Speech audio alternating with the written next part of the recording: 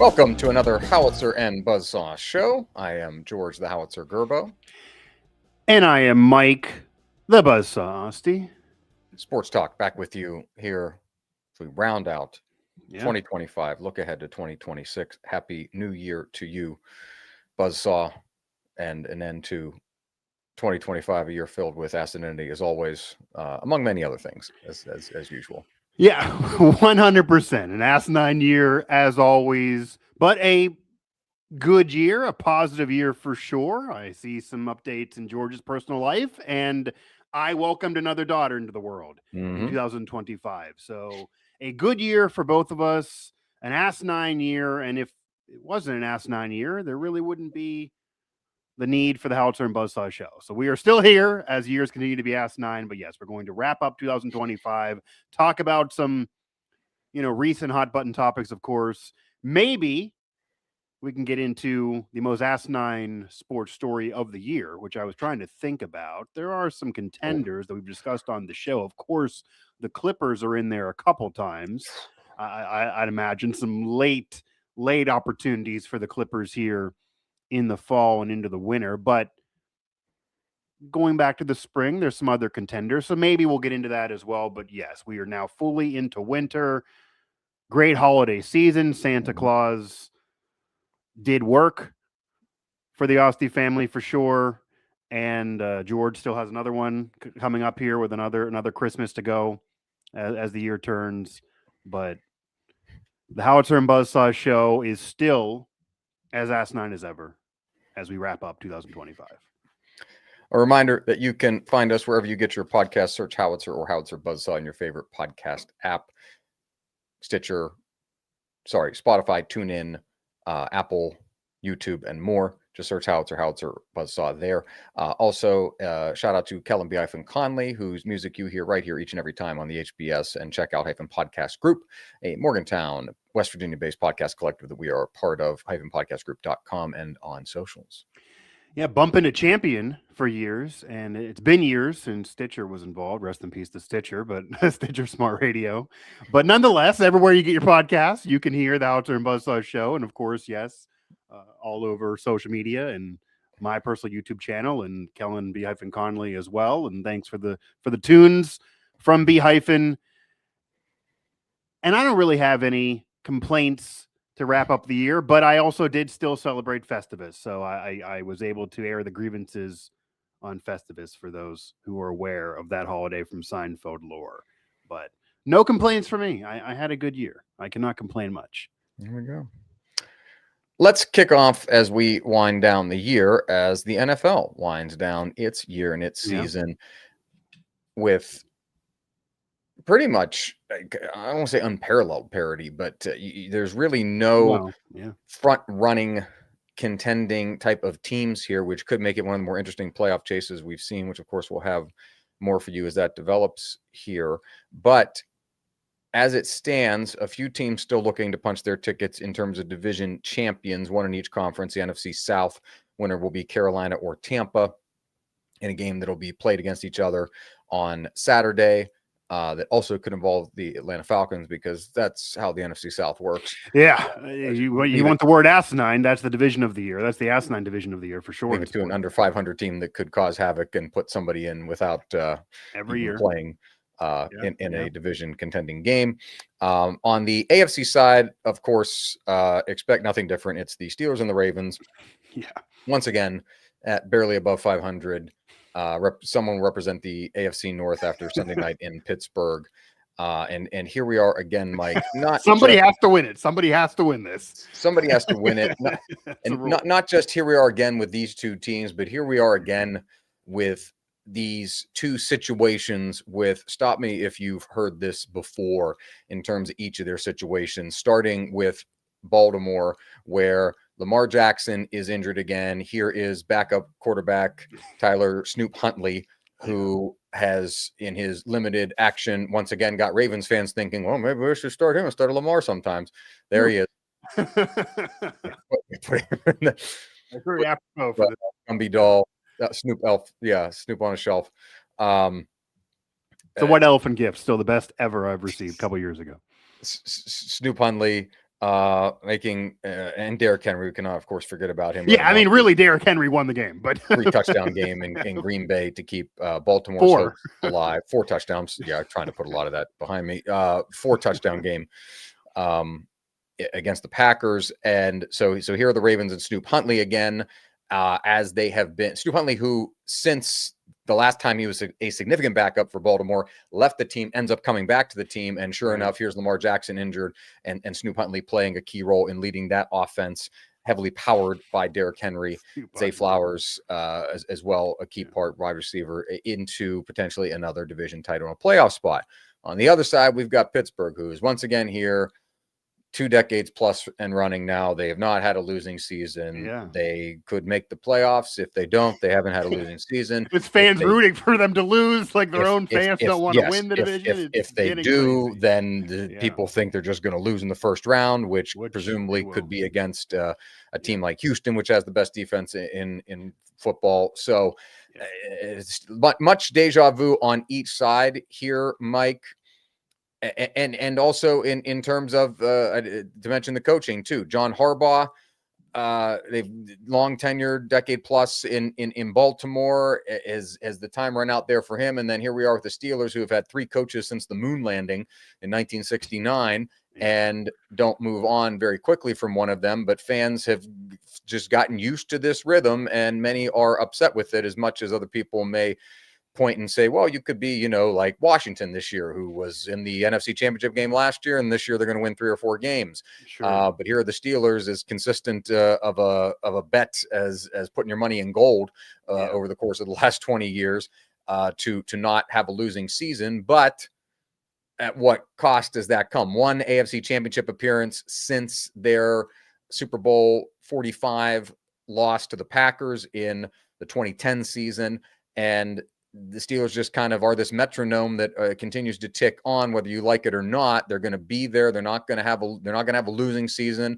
They're going to hang around and be in contention for a playoff berth. But fans, probably rightfully so, expect more out of this team from year to year, Mike. But in the last, and we've talked about this before, and I'll let you go on this, the post Ben Roethlisberger era just was not well planned out by anybody in that front office, Kevin Colbert, Omar Khan, whoever. So you went ping-ponging around from Kenny Pickett to getting rid of him to Fields to here's Aaron Rodgers to Russell Wilson, everything in between. You've gone back and forth with that, and they've continued to not have a losing season, but they've done this weird limbo thing for 4+ years now since Ben's been retired.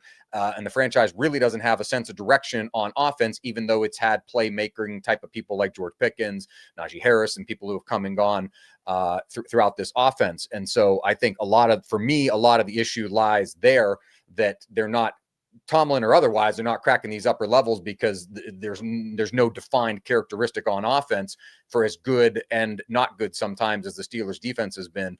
For me, it's kind of, I point some of the blame on the management too, for them not being a better team contending. But of course, coaching and Tomlin are going to get the most ire from people here locally. And what's crazy about this Steelers-Ravens matchup to close the 2025 season, Sunday Night Football, flexed that Sunday Night Football was originally going to be a 1 p.m. game, and obviously would have been a 1 p.m. game if the Steelers would have taken care of business against Cleveland. But it's to a level now that we've seen big primetime games in recent weeks and across the board in the NFL.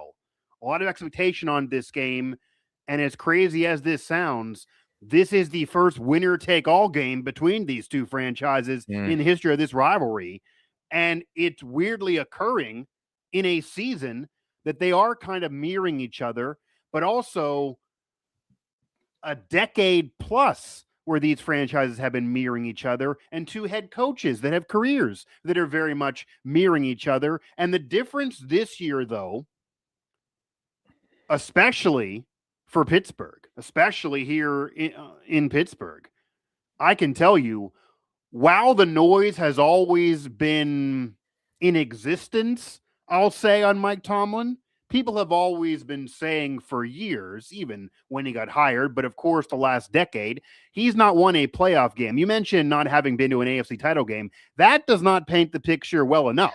They have not won a playoff game at all since the end of the 2016 season. I am sure if they would have made a wild card, berth or two more, or they would have won some of those wild card games, or they would have appeared in a divisional round a little bit more often, or they would have beat Jacksonville at least when Blake Bortles ran up and down the field, and they wouldn't have got upset. It's not like these losses are all against Tom Brady and the Patriots or all these dynasty teams. Yeah, they lost to Allen. Yeah, they lost the Chiefs, but it's lost also to the Browns in there in the COVID season. A loss to the Browns, a loss to Jaguars, certainly. And they had Big Ben, AB, and Le'Veon Bell. At one point, you could argue all three of them were top three in their positions in the sport.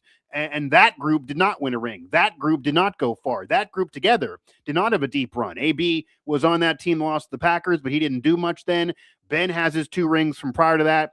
Once you got Bell and AB emerged, they stopped having deep runs. And there was even a chunk there in the middle that if you look at history, that was also when Brady and Belichick kind of had their brief 5-year stretch where they did not win championships before they popped it again. And even in that stretch, the Steelers didn't get one. Brings you, though, to Harbaugh and the Ravens, who did capture one in the middle of that stretch. They're only one. But it's even louder in Pittsburgh than Baltimore because it's been so long since the playoff victory. At least the Ravens have had some of those. They've flirted with having longer runs. You've had Lamar Jackson come aboard after Flacco, so you've been able to have 2 quarterbacks to have success. Lamar has won 2 MVPs, even though he's hurt a lot and questions abound whether he can really take it to the promised land. But yeah, it's been a quarterback carousel. It's been a quarterback, problem for the Steelers for years, certainly since the end of Ben, where he maybe lingered too long. And then you get Trubisky, Mason Rudolph, just a myriad of quarterbacks here, Justin Fields, Russell Wilson, now Aaron Rodgers, who's by far played the best of anybody in the last 5 years, Kenny Pickett, etc. And that all didn't work. And then you get here, the rosters have been flawed, but the noise has been the loudest this year. It's been since 2016 for a playoff win for an historic franchise. They have had future Hall of Famers play on this roster since that time. Cam Hayward, TJ Watt, who they've actually won without this year, and he's never won a playoff game. As insane as that sounds, that's the trump card the Browns fans always have over him with Myles Garrett in that debate. Garrett does have a playoff win over the Steelers, and TJ Watt does not have one. And then this quarterback seesaw that's really never worked out and not enough help with receivers. Then if you get one like Pickens and you hit on him, you get drama. No running game now. You let Najee Harris walk. The lines have been a problem. Steeler fans, Pittsburgh fans, they know everything I'm saying. They know about the story. But this year, George, the noise about we're just sick of this shit, for lack of a better phrase, has been louder this year. In past years, and this is even proof of this, in past years, there have always been Steeler fans that were down on Tomlin. There have always been Steeler fans that sometimes would slander his resume. And even when he lifted the Lombardi Trophy, they would say it was cowards players, which isn't fair because that's happened throughout the history of the league. There have been Steeler fans that have been out on Tomlin for years, even when there was success. But certainly they've been more legitimate in recent years. But they've always kind of been a loud minority. Last year, that grew a little bit. And this year, you could argue that is literally the majority opinion at this point. And I'm not even talking from fans. It is getting to the point, and it has been at this point throughout this season, George, that the national media, who, for the better part of the last decade during the playoff win drought, has tried to defend Mike Tomlin to no end.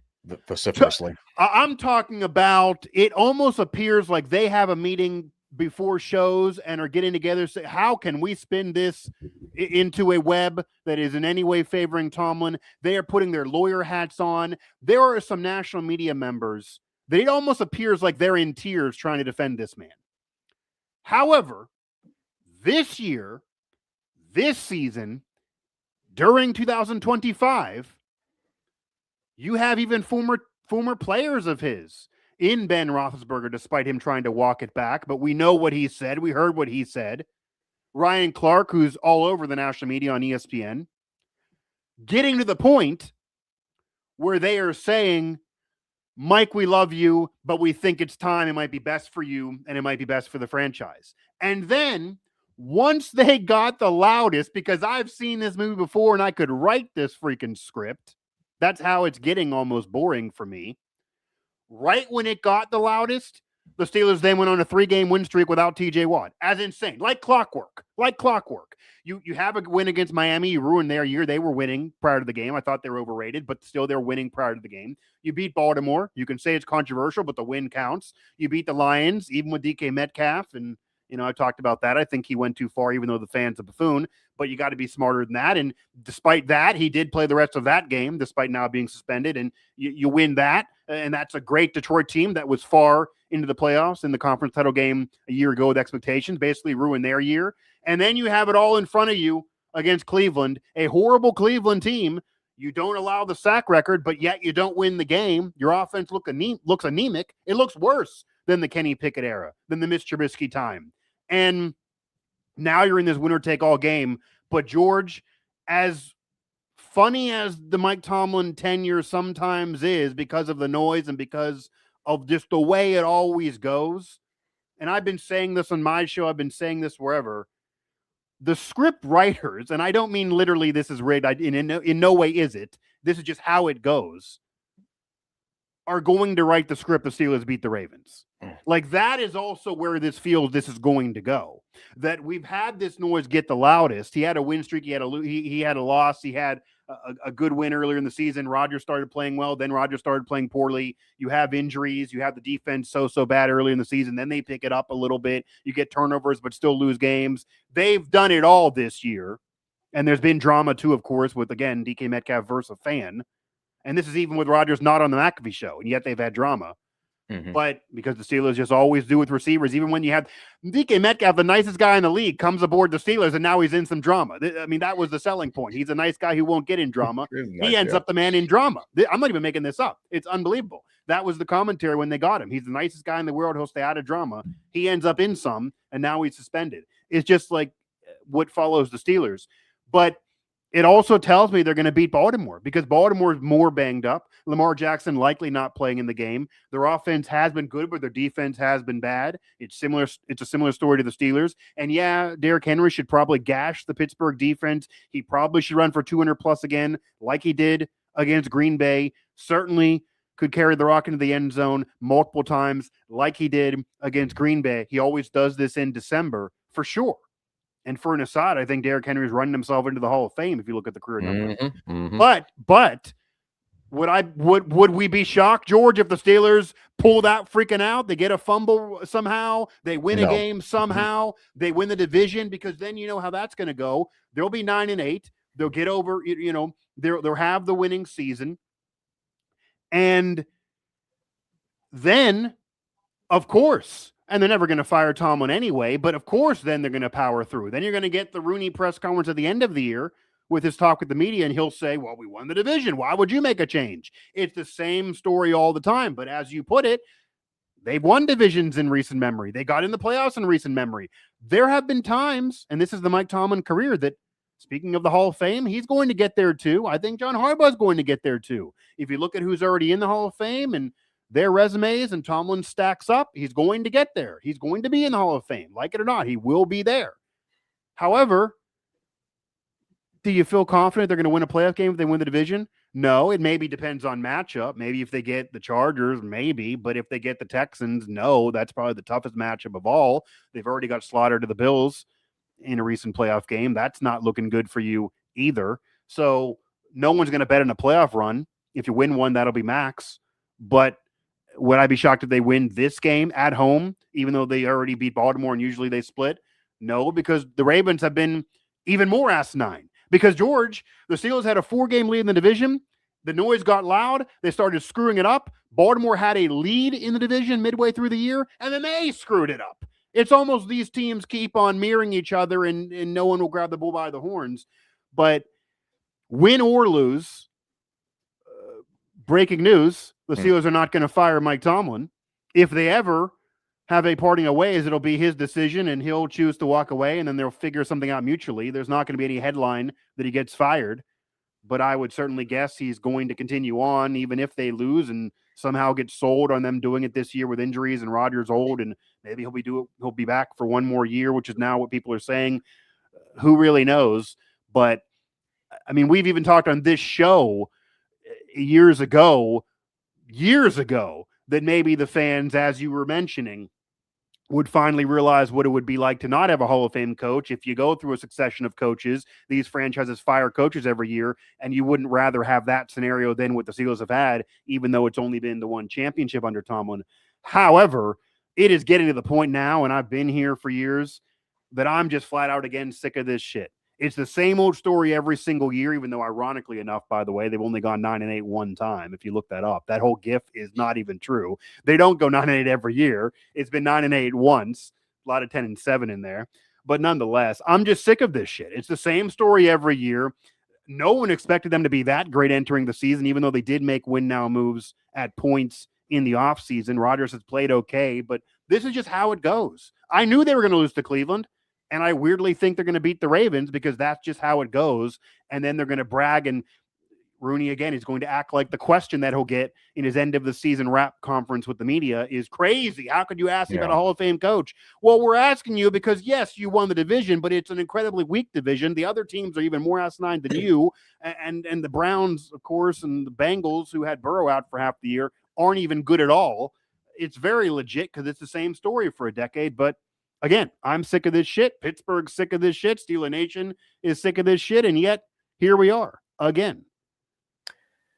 They face, presuming you beat Baltimore, you ride that wave, you get a second home game as a division winner. Yeah.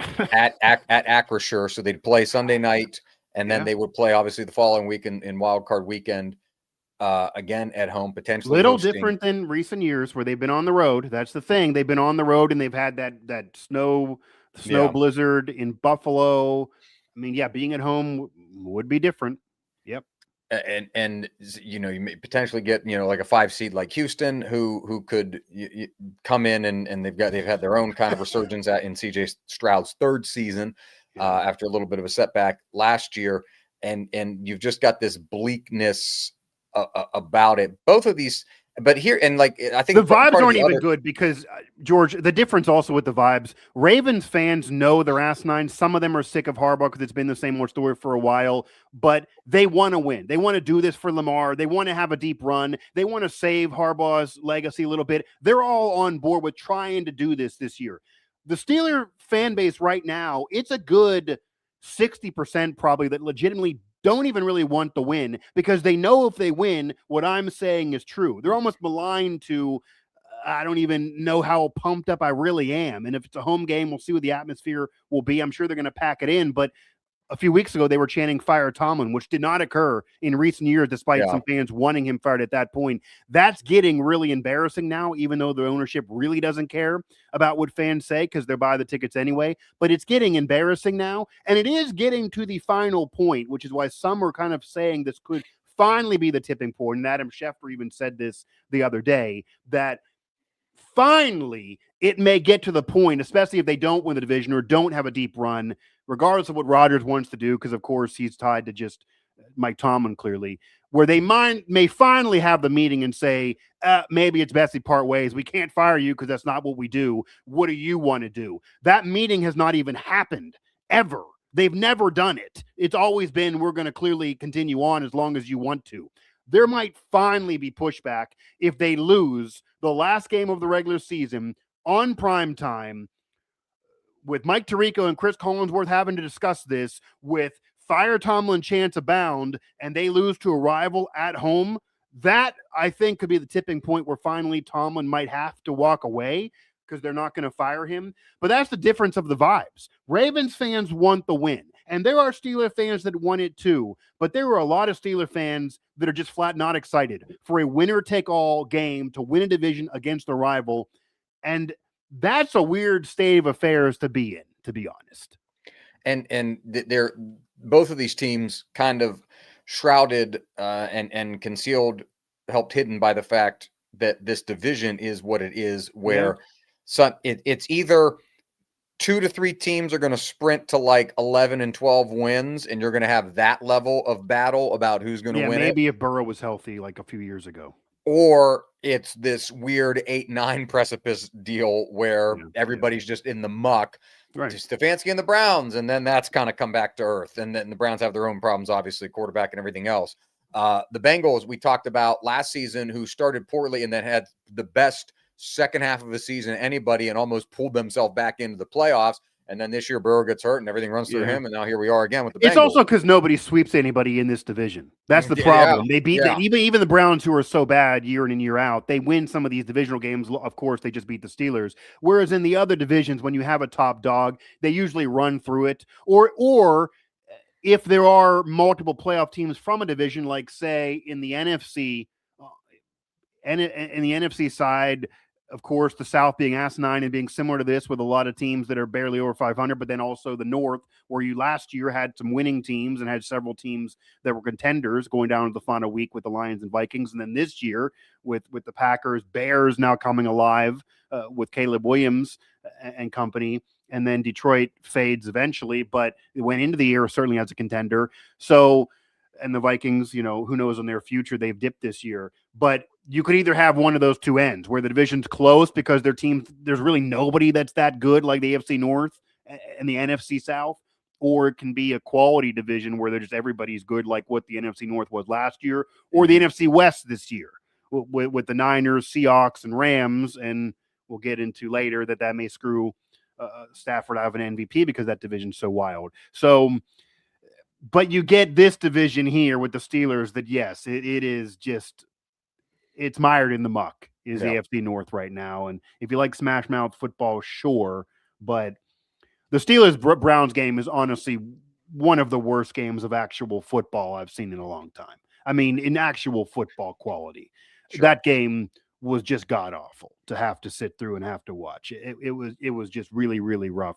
Do you think, though, this game has any bearing on Tomlin's future? We're obviously in front of the game. There are some now saying that he may choose. Adam Schefter's one. He dropped the bomb that he's now hearing that Tomlin, maybe there's a chance of a mutual parting of ways if they would lose. I can't believe it until I see it. But, that's obviously an insider that no one would imagine he'd say something if he's not hearing it by someone legit. Yeah. It's pretty much, it seems like it's going to be Mike's call if he were to do that, unless they went like 4-12 or 4-13 or whatever. So, sure. It's.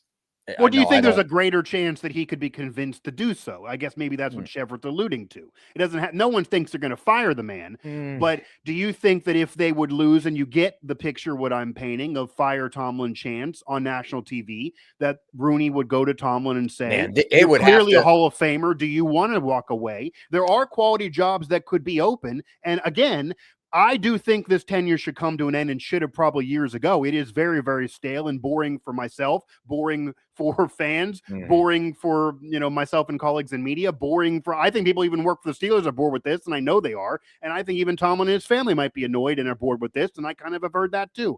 You're getting to that point now.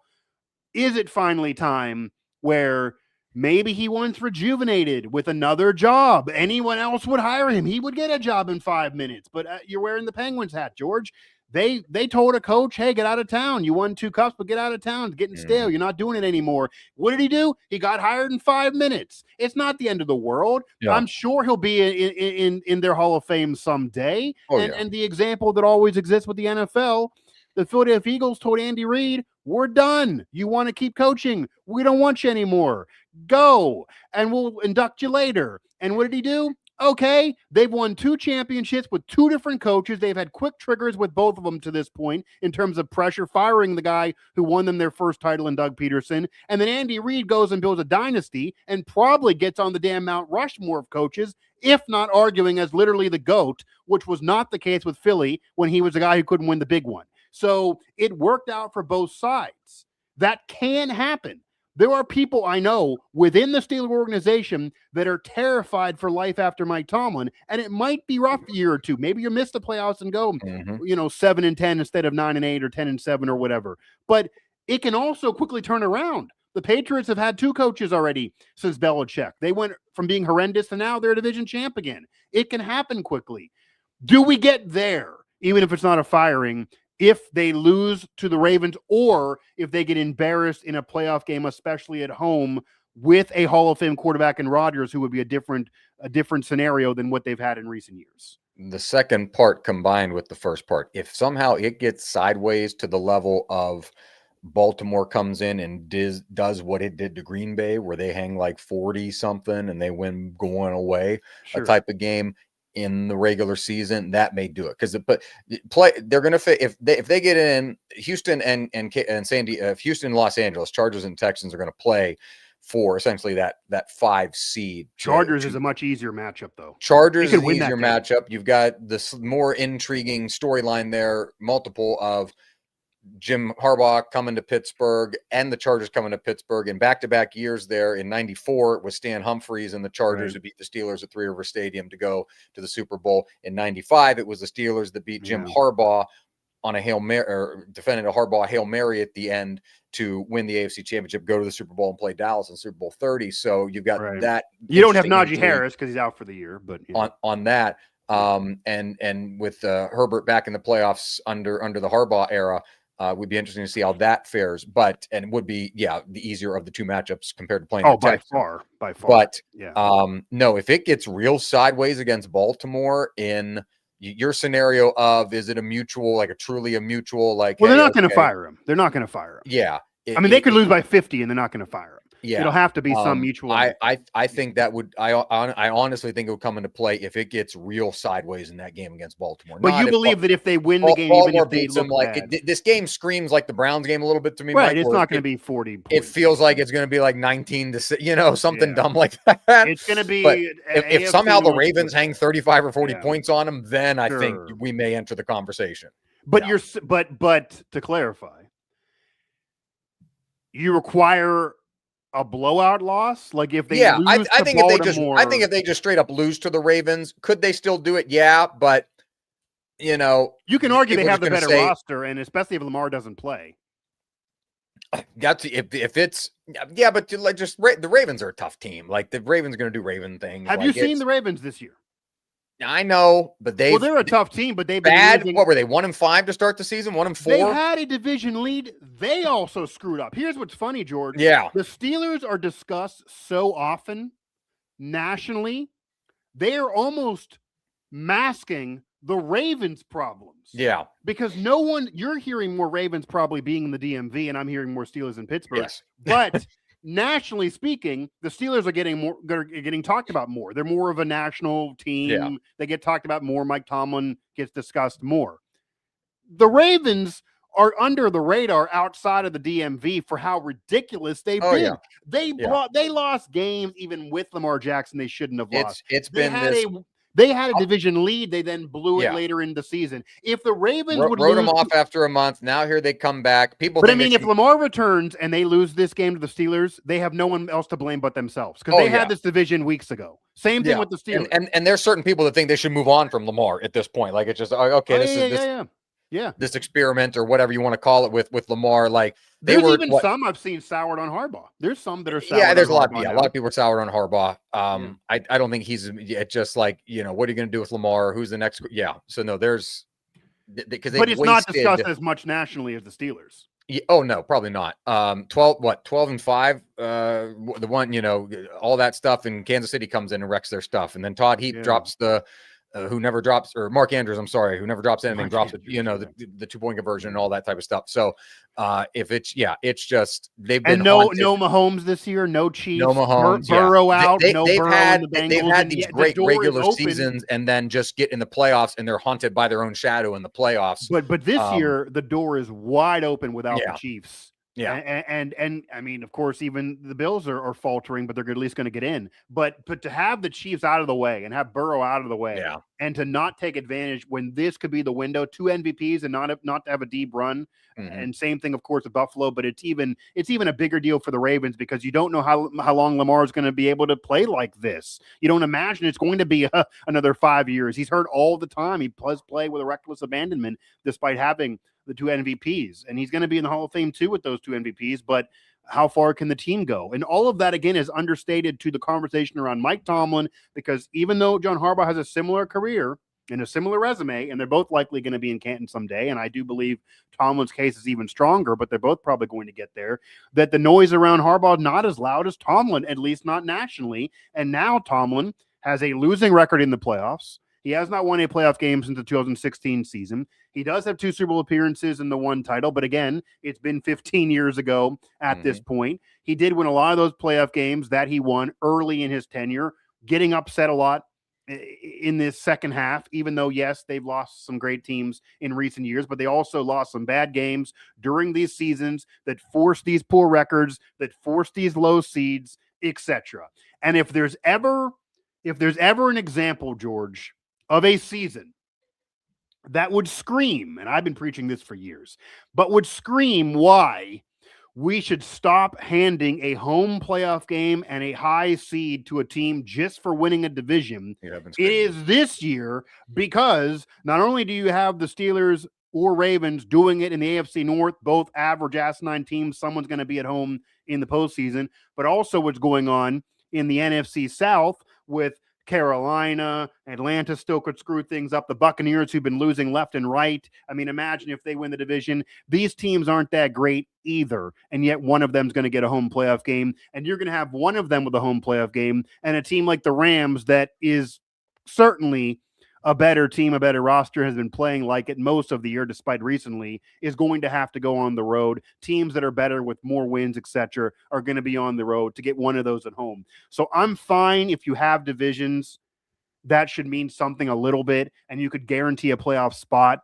But maybe then we reseed, and you tell the Steelers, the Ravens, the Panthers, the Bucks, the winners of those last 9 divisions, you're in because you won this division. We respect it, but you're seed 6 or 7 or wherever the record would tell you. Because unlike college football, where schedules are all over the damn place and strength of schedules way off for everybody, in the NFL, everyone's really playing everybody for the most part. Like, there are similar schedules, so the records are similar.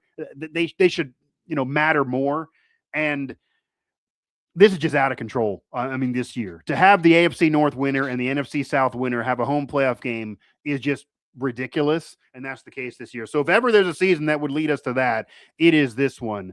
But I do think that no matter what, we likely get another season of Tomlin, even if they lose to Baltimore, even if they lose bad in the playoffs, and certainly if they win a playoff game, because they have a better QB now. Rodgers could turn it on again, even though he's had his playoff issues.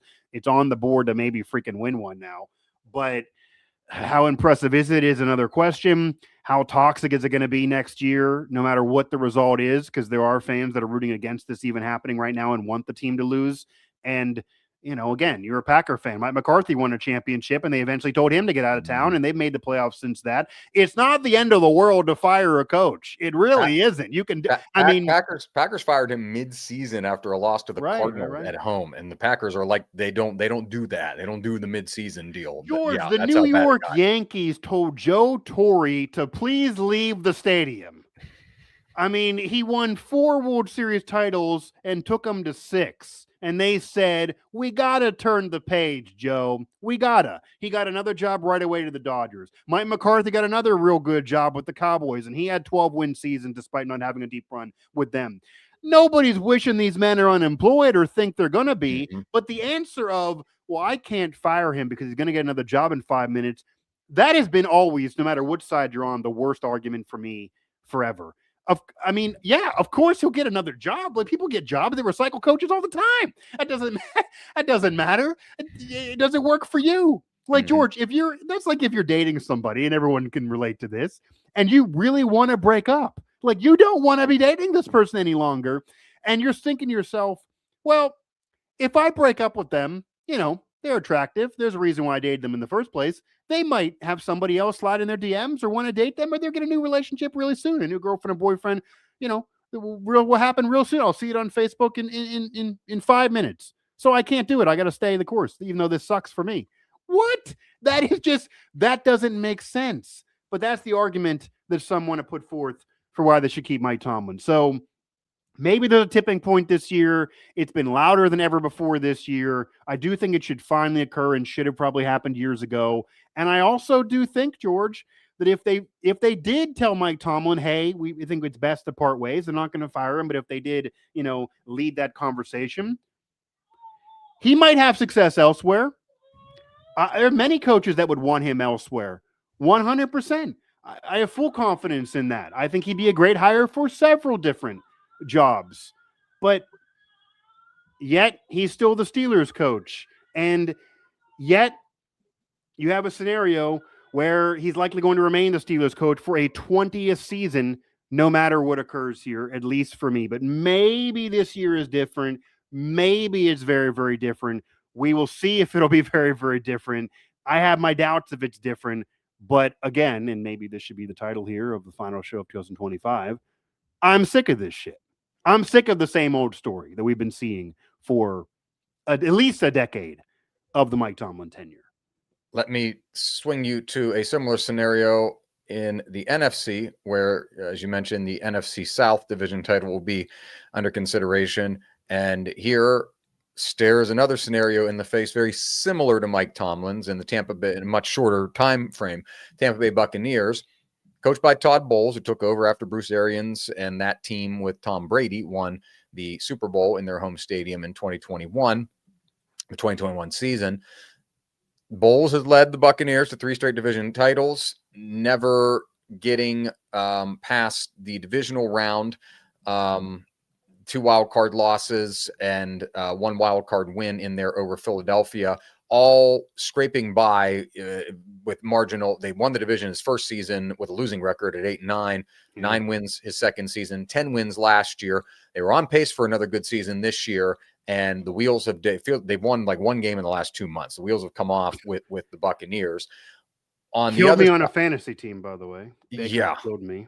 On the other side of the line of scrimmage will be his former understudy, Dave Canales, who was an offensive coordinator with Tampa before taking the job now with the Panthers and helping to, I don't want to say resurrect Bryce Young's career because he's only in year 3 in the league, but to help kind of launch or get started Bryce Young's career. And the Panthers have been a good story all season as they have clawed from people just assume mediocrity and a 5-12 record last year for Canales, who may be the coach of the year, maybe not, but I think he'll get some consideration for that.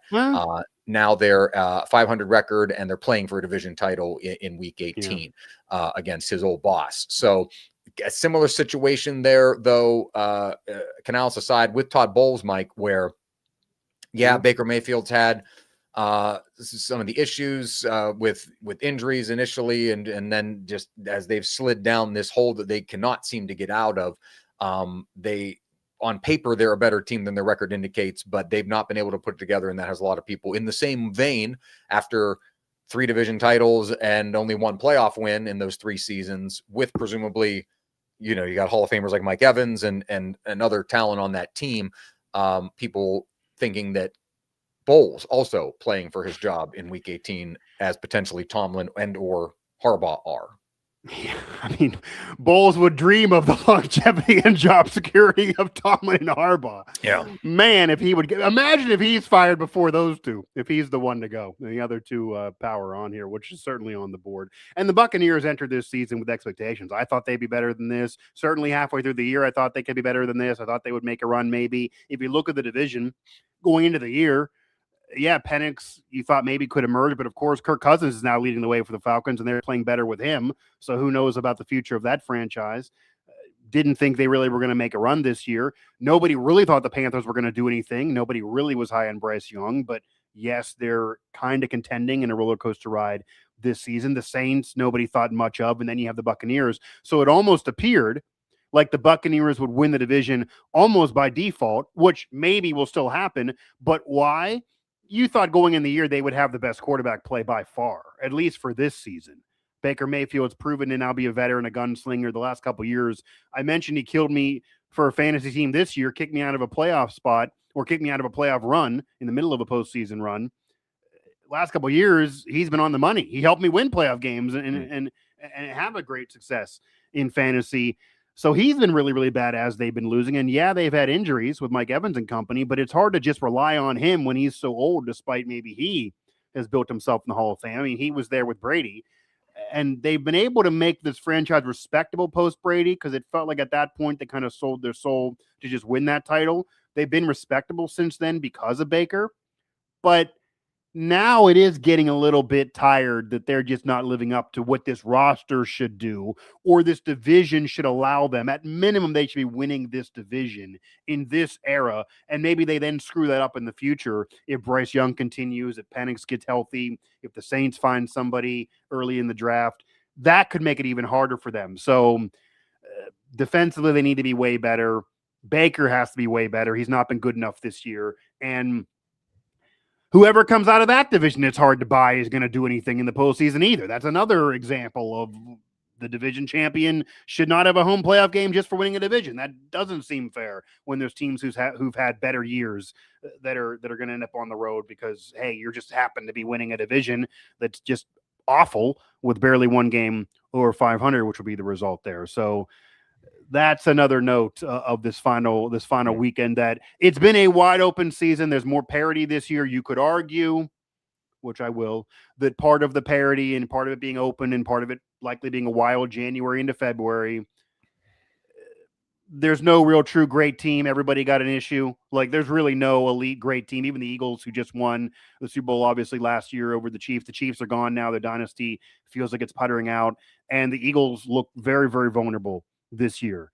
I mean, we've talked about the Texans. Honestly, they might look like the team that has the best chance to make a run in the AFC, unless you're finally buying the Bills, who've been hot and cold this year and blew the division. Maybe the Patriots finally do it, and we get back to another Patriots dynasty under Drake Maye after they had one with Brady and Belichick for so long. Maybe now it's the Vrabel Drake Maye era, or maybe some in the NFC does it, and Sam Darnold finally does it. He did it with Minnesota, does it now with Seattle. Maybe this is finally the 49ers year with all their injuries. They look damn good now. Brock Purdy looks damn good, and maybe they finally do it. They've got close. They've been in the Super Bowl. They haven't won the title, but maybe they finally do it this year.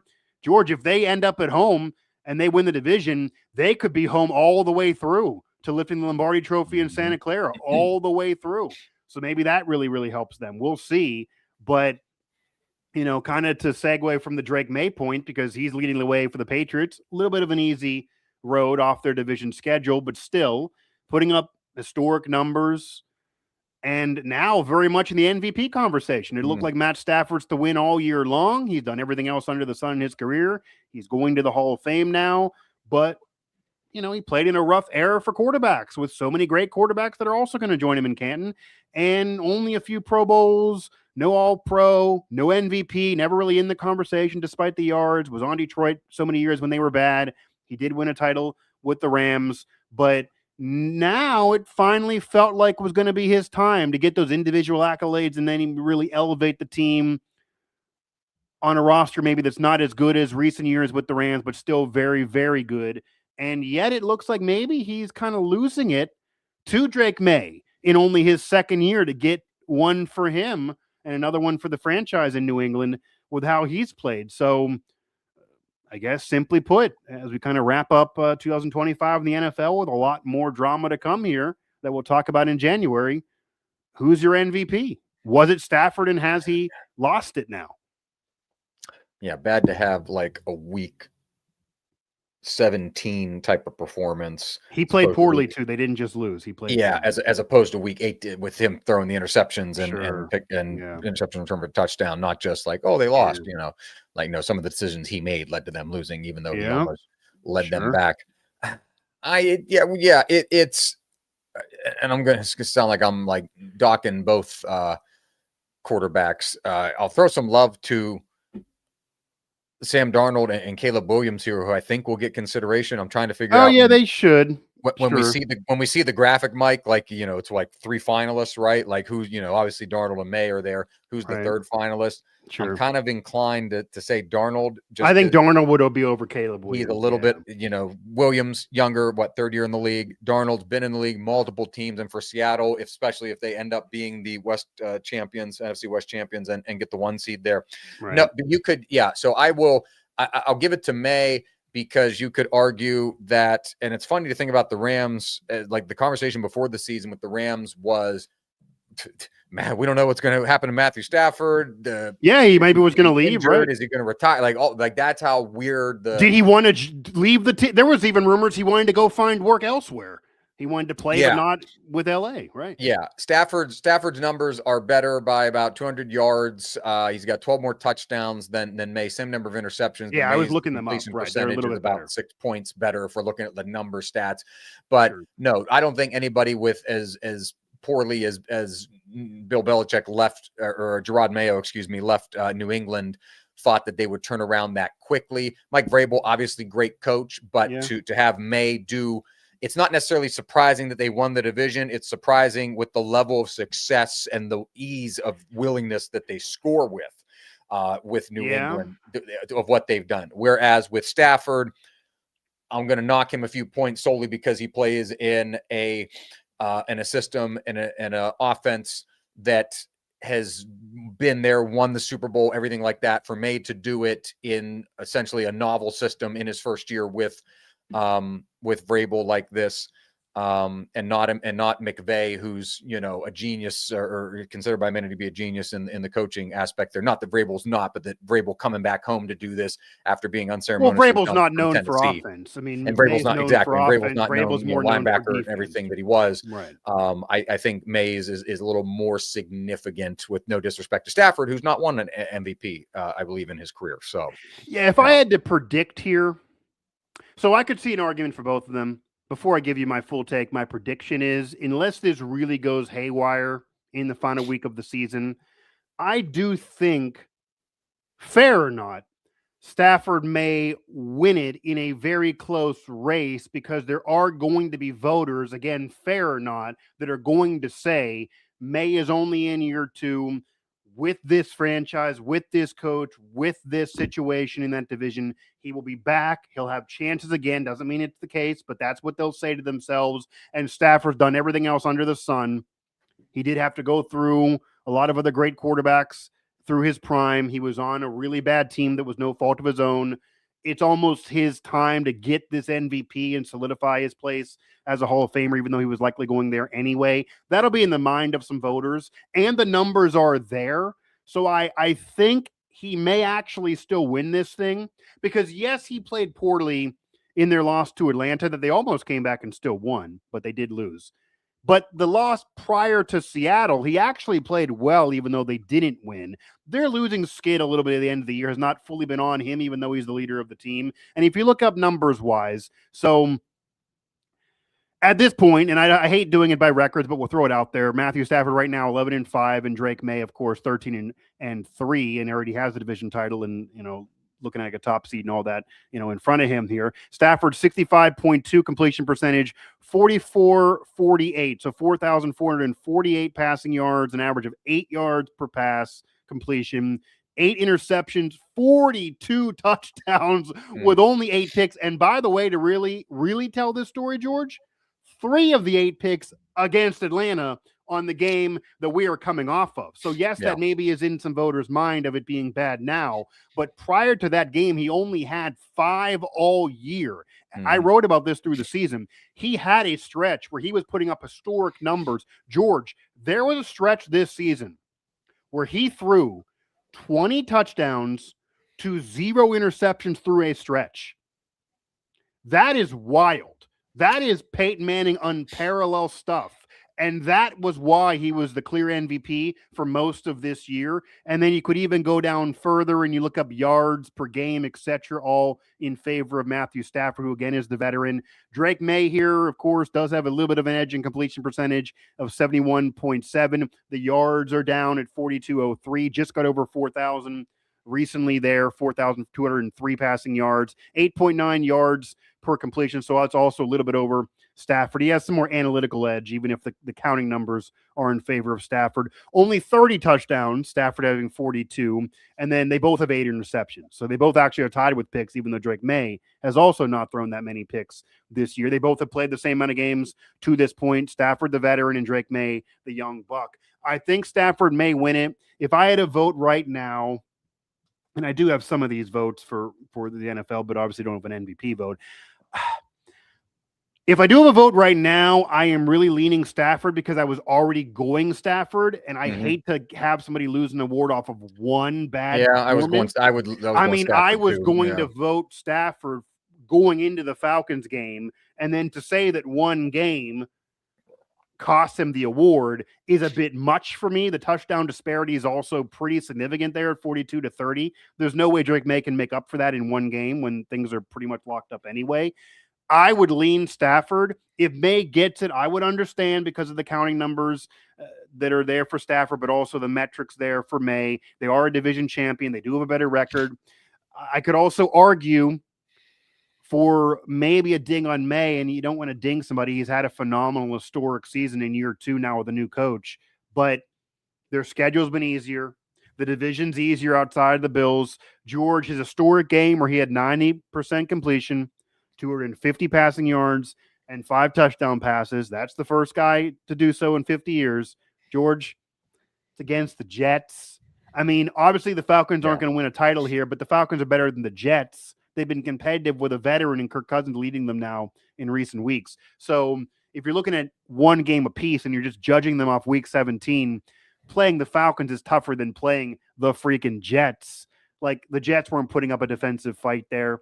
I would lean Stafford. I wouldn't hate if it's Maye. I think the voters may lean Stafford. I do think it's very, very close, but it would suck, George, that if Maye gets this, it really would be the Rams' recent slide. And there have been non-division champs to win this award, but I mean, Stafford could be third in his division and win the award. That's very, very rare. So he may have lost it, but I don't know if anyone's going to go as deep into it holding McVay against him, because we have seen, I mean, Peyton Manning won his MVPs with arguably one of the best offensive coordinators ever.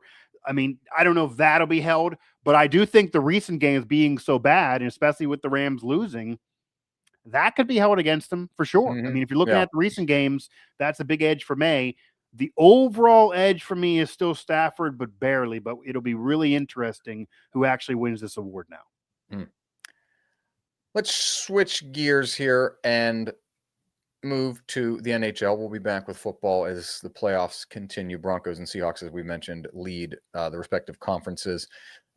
With those still up in flux a little bit, but we'll see how that shakes out, and which should be a fun NFL postseason. In hockey, which is finally getting itself righted here a little bit as we pass the quarter pole of the season. We go into this Olympic year, which has caused just a mass condensation of how the league is being played, where teams are playing as opposed to like 2 to 3 games in a week. They're playing like 5 games in what feels like a week, or at least 8 days in some cases. Colorado gangbusters. Shout out to the Avalanche, who are just all over the place by, I mean, they're going to win the President's Trophy by March at this point.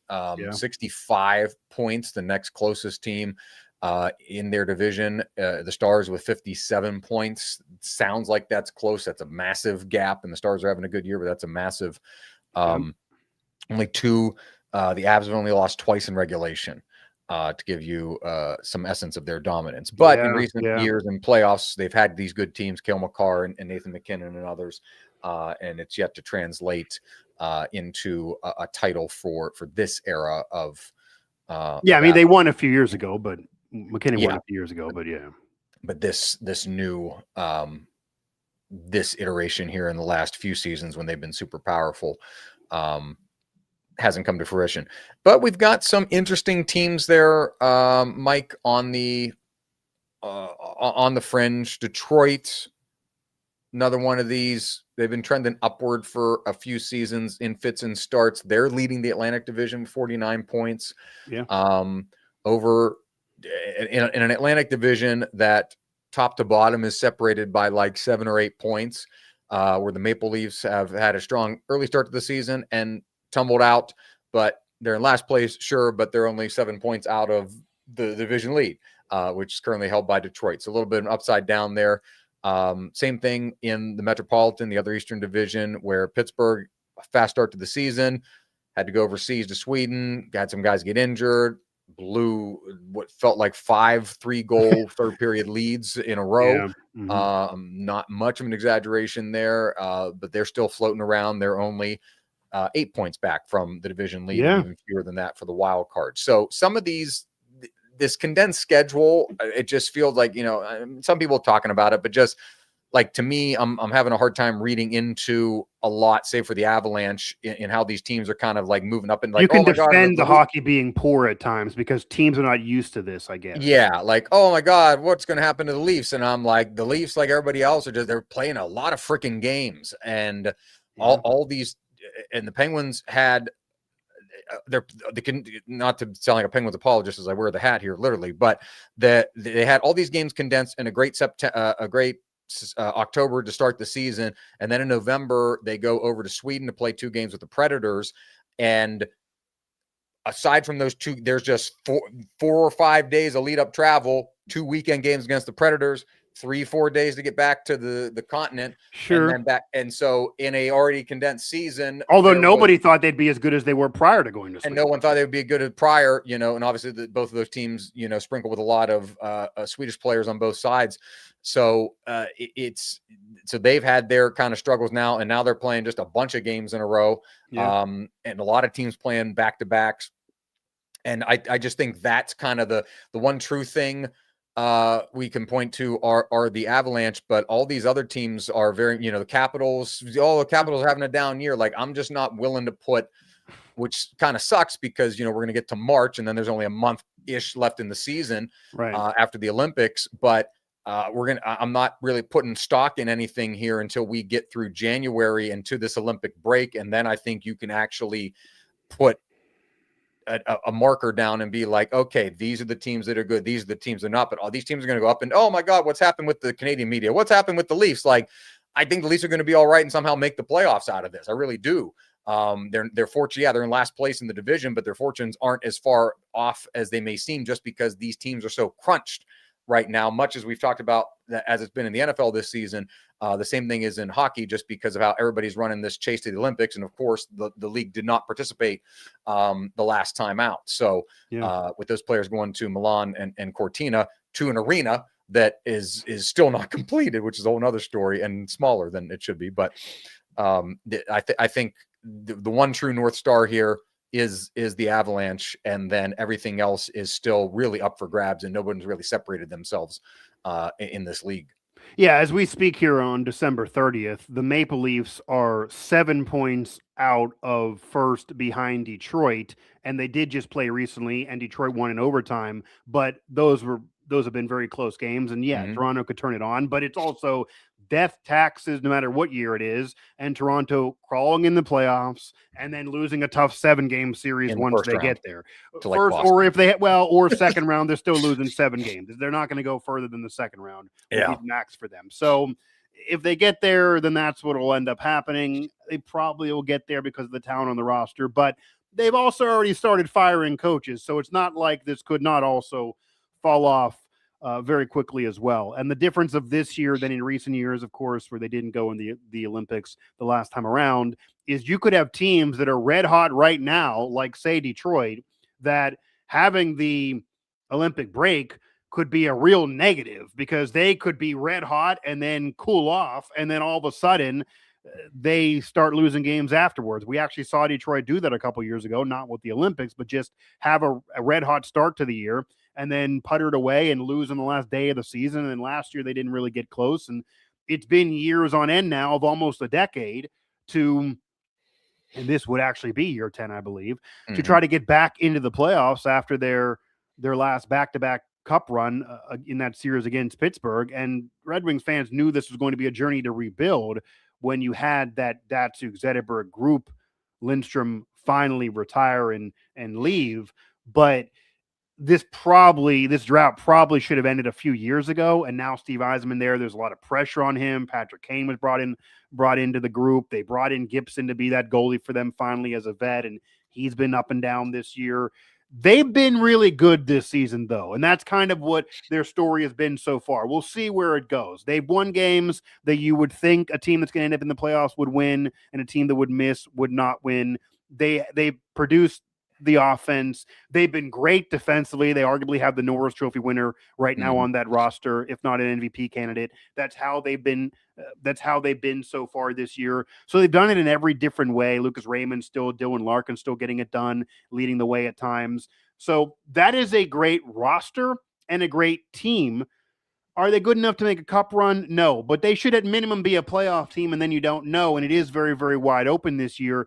But you do have a team leading the pack that is still very, very vulnerable, and a team at the bottom that certainly could still nip at their heels and overtake them in a week or two, and no one would be shocked. And you also got to point out here, just sticking even to the East, the 3-time defending conference champ and back-to-back Stanley Cup champion Florida Panthers have been very mediocre this year. Yeah, Matthew Tkachuk's been out. A lot of injuries, yeah. A lot of injuries, but they've been mediocre. Sergei Bobrovsky's moving up the ranks in terms of all-time wins, but he's been below 900 in save percentage. He has not had a season below 900 in save percentage since year 2 and only done it once. And he right now is on pace to do it this year. So they've been weaker than they've been in recent years. But Brad Marchand's still picking it up now. He's there for a full year. Obviously, no one would want to play them if they see them in a playoff series for sure. And then in the West, it does feel like it is Colorado's to lose. But Dallas is very, very good. And Dallas has been a problem for Colorado in the playoffs before as well. So Colorado dominating the regular season means nothing for a franchise that has lifted the cup in recent years with McKinnon, does want to do it again now with this group, does feel like they're good enough to do it now. And it's really cup or bust for a team playing this well and head and shoulders above everybody at this point. Dallas can hang with them offensively. We'll see defensively, because the Avs are winning games even when McKinnon doesn't score. As insane as that sounds, and that wouldn't have happened years ago. And George, we've just talked the NHL for 5 minutes, and we've not even talked about the back-to-back Western Conference champion Edmonton Oilers. And Connor McDavid is having a 30-game stretch. But nobody thinks they're going to be good because they're down to like the second and third backup goalie after they traded Stuart Skinner for Tristan Jarry. Jarry, the Penguins and Oilers traded the same guy for the same guy. They basically, your problem for my problem. Yeah. Let's try it with somebody else. Skinner now. The defeatism among Oilers fans. Jarry now with the Oilers. We're leading the division, leading by a point over Vegas, who's been a good contender. I actually like the trade for the Oilers, maybe even more than Pittsburgh, just because you got to try something new after the last 2 years. Skinner clearly was the problem. Yeah. Jarry's still young enough. He's had experience a little bit. Maybe you could put something together. You got to try something, and you only have a couple more years on the McDavid extension. It was a shorter extension. It was not a long-term deal. I told you, I think that's a warning shot. I don't think he's playing his whole career there if they don't start contending again and get him a cup, which is clearly all they're playing for now. But everyone thought they would fall off. You can't do it again. And when in doubt in the West, George, we've done this the last 2 years. When in doubt, it's okay to pick Edmonton again, because when you get him in the postseason with McDavid and Draisaitl, it's a problem against Florida because they're great defensively and they just are a grinding team and have Bobrovsky, a Hall of Famer.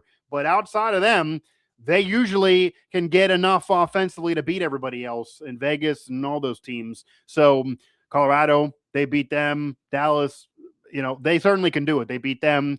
It could happen again. And what I was trying to say, McDavid's 30-game stretch is some of the best hockey he's played his entire career, which is legendary to say as well. So maybe he's carrying them now, knowing that maybe he's on the clock for his Oilers tenure. So you got to mention them, but obviously it's cup or bust for them as well after getting close in the last 2 years in the cup final and losing. So it's going to be very, very interesting down the stretch.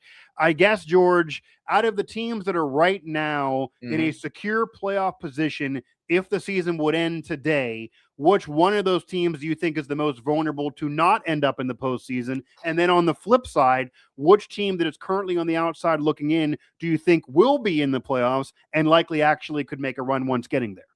Oh, man.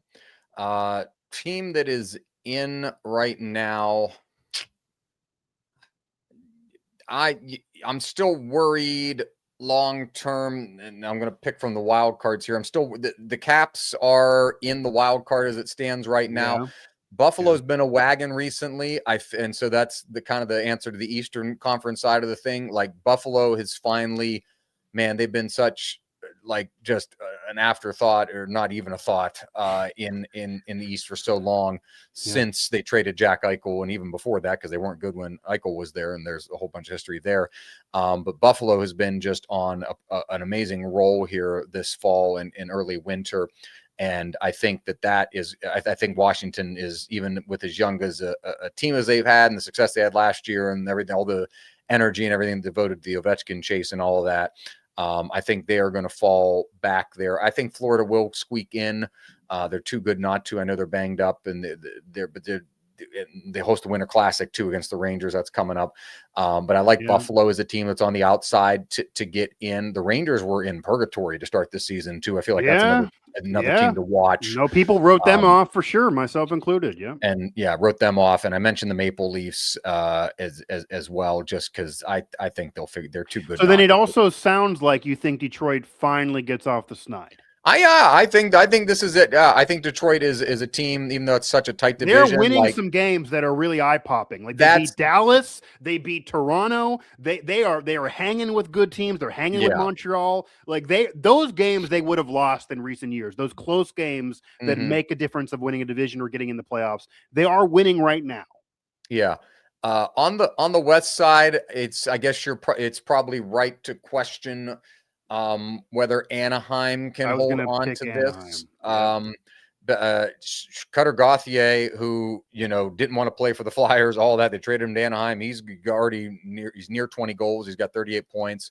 He's gonna have a 20-goal season. Bennett Seneke, who was the number 3 overall pick in the 24 draft, also lighting the lamp for the Ducks. So they've had it's been fun it's a fun team. It's a super young team and they've turned over a lot there. And they are right behind aforementioned Edmonton and Vegas for the division there. So you wonder, does that's a team that does San Jose hold water? They're right behind him as well. I mean, San Jose is only 3 points away from Anaheim, and that's a very, very young team that no one predicted either. Celebrini San Jose feels like a team that is going to fall out and is not there yet because you've got Seattle, which has been a good team in the last couple of seasons. Utah, as well, are just right behind them. Anaheim's close there for the division. I don't think they'll win the division, but I think that that they'll hold on there, and I think San Jose will fall out of it. And a team like Seattle Seattle may make some moves too closer to the deadline to try to shore up that position there. I think a lot. I'm super curious how these teams and these players take the Olympic break. You got going over to Italy, being there for 2 weeks. If you're not on the Olympic team, how's that look for you? Guys stay home. Guys try to stay in conditioning shape and whatnot, because obviously not everybody goes to the Olympics, but the league has to stop. So that's kind of like the super interesting thing is how these teams are going to play here coming up to the end of this month, coming up in January and the first week of February as we go into the break, and then how they're going to respond, because March is going to be a sprint. Like pretty much everybody, it feels like, is playing either back-to-back games, Saturday, Sunday in the month of March, or they're playing Friday, Sunday. The Penguins are playing 2 straight home games against the Florida Panthers in the month of March. Like they're playing a Saturday game against Florida at home, and then Florida's just going to stick around the hotel for another night. And to this point in the year, we've seen a lot of back-to-backs against the same teams, but unlike that scenario, we've seen scenarios, which is crazy for travel, where you play one team at home and then you go play them at their place a day later or 2 days later, which that normally would be a little weird. Like, we're playing the same team, but it's going to be hours of travel to get to that second game. So that's off the top. In the Penguins' final month of the season, they've got 2 home games against Florida and Florida. They're playing Florida twice on a Saturday and on a Sunday. That's one weekend in March. They play the Capitals' arrival 3 times this year. One of the games was in November, second week or third week of the season. The final 2 games are the final 2 games of the regular season, back to back in Pittsburgh. The Flyers are another team that I wouldn't be shocked if they fall out either. Yes. I mean, but in Pittsburgh, Caps, Pens. Final day of the season, Sunday in DC, Caps, Pens. Like that's how goofy, and those may be for seeding, those may be for playoff position. Yeah, they both could be similar. There's just so much here, and I hate being schedule guy, but like there's so much here with how this season is structured that I'm waiting to see on a lot of these teams. But that gives you an early indication how some of them I think are going to look. But everybody pretty much was screaming the NHL players should go back to the Olympics. So if you want that, you're going to get you can't. Like it's a catch-22. I don't know what they're going to be able to do schedule-wise to make this better if you're going to continue to go to the Olympics and you're good. Because hockey's not going to become a summer Olympic sport like some are arguing that maybe it should be to help out the NHL. They're not going to do that. As long as it stays a winter Olympic sport in February, you're not going to move your NHL season around to where you're playing an NHL season from March to November or something wild so you don't hit the Olympics. Like, this is it. This is when you're playing hockey. This is when the NHL season is, and you're going to be breaking. They broke, for years before this being even a thing to discuss right now, and it does make the schedule wonky, but I don't know what else really can be done. You probably can get away from having so many back-to-backs against the same teams, but the NHL might even think that it might make it more intriguing for fans and help ratings if you get rivalries and you get those series, kind of like a baseball series, especially down the stretch when teams might be positioning for seeding, because if you win one day, you can't be comfortable. 24 hours later, you could blow it and be out of the race and have them jump you in the standings based on what you're describing. So that could actually make it interesting and potentially help the NHL in ratings. And, we love hockey, but they certainly need their help in ratings on the national scene. Not only what will go on after the Olympics for me, and that's obviously a point of reference here, how these teams will play going into the Olympics and then leaving the Olympics, whether it be players in the Olympics or players that are staying home. The other part of it is because you have so much parity, George, and we talked about more parity in the NFL, there's always parity in that league, and there's usually even parity in the NHL, of course. The playoff is a gauntlet. Anybody can really win it, no matter how good the team is during the regular season. We've seen that before, even in the midst of a dynasty with Florida right now. But this does feel like a season where it's maybe more wide open than ever before. It does feel like a season that maybe this is finally the end for Florida. Maybe this is finally the end for Edmonton in the West. And who grabs the reins? Maybe it's them again because nobody else can. But it does feel like young teams, Anaheim, San Jose, even LA, besides Kopitar retiring, Detroit finally breaking their playoff drought. These type of teams finally can do it this year because it's more wide open maybe than ever before. So what I'm also looking forward for, George, is how many freaking teams are going to be buyers. Because usually in the NHL, there's a lot of teams that are sellers, and there's maybe 6 or 7 that are buyers, and they pick from it, and a lot of teams look for the draft, and if they're a lot of teams, even if they're on the fringe, often they'll sell and maybe they'll crawl in still, but not everybody really goes for broke at the deadline anymore. And even when the deadline's wild in the NHL, this year it could be. I mean, I'll tell you this right now, George, after blowing it a couple years ago, after being one game away in recent memory, bringing in Steve Yzerman, 9 years of this drought, having literally the most cups for any American franchise, and losing fans and losing national games and kind of losing prominence from what the Red Wing franchise was for decades upon decades, really our whole life. If they do not buy at this deadline, leading a division, Yzerman may have trouble living in Detroit, as great as he is and how much he is a god figure there. I was waiting for the Yzerman comment, yeah. Well, because George, and I said going into the year they had to make the playoffs or they may have to think about firing him. You want to have a meeting with Tomlin. Imagine that meeting you'd have to be having, because you even said, I remember last year, you literally argued that whether they make it or not, you are pigeonholed and having him forever because he is a god there, that you just cannot have the meeting if you're running the Red Wings. But what I'm saying is you're going to have the meeting if they would blow it again. And the real reason why, you can look this up, when they did not buy last year, George, they sat on their hands when they were a fringe team last year in the midst of a drought after they brought Yzerman aboard. It would be malpractice if they don't add somebody at the deadline this year. It was last year. It was last year, too. Look on social media, do a Google search. A lot of Red Wing fans were turning on Yzerman a little bit last year because they were saying that his whole plan of let's do it through the draft, which is what he said in Tampa, and he did build them up, but they also had Hall of Famers that were on that team and that he drafted, and it took a while. But the Red Wing fan base is not going to be as patient as it did take him years to build Tampa into a dynasty through mostly the draft. And his whole draft thing is not going to work when it's been a 9-year postseason drought. Like, he is going to have to buy when they have a team that is ready to go now. So they clearly should be buyers. And then on the flip of it, because there should be many other buyers as well, that's the team with the most pressure to buy, though, for me.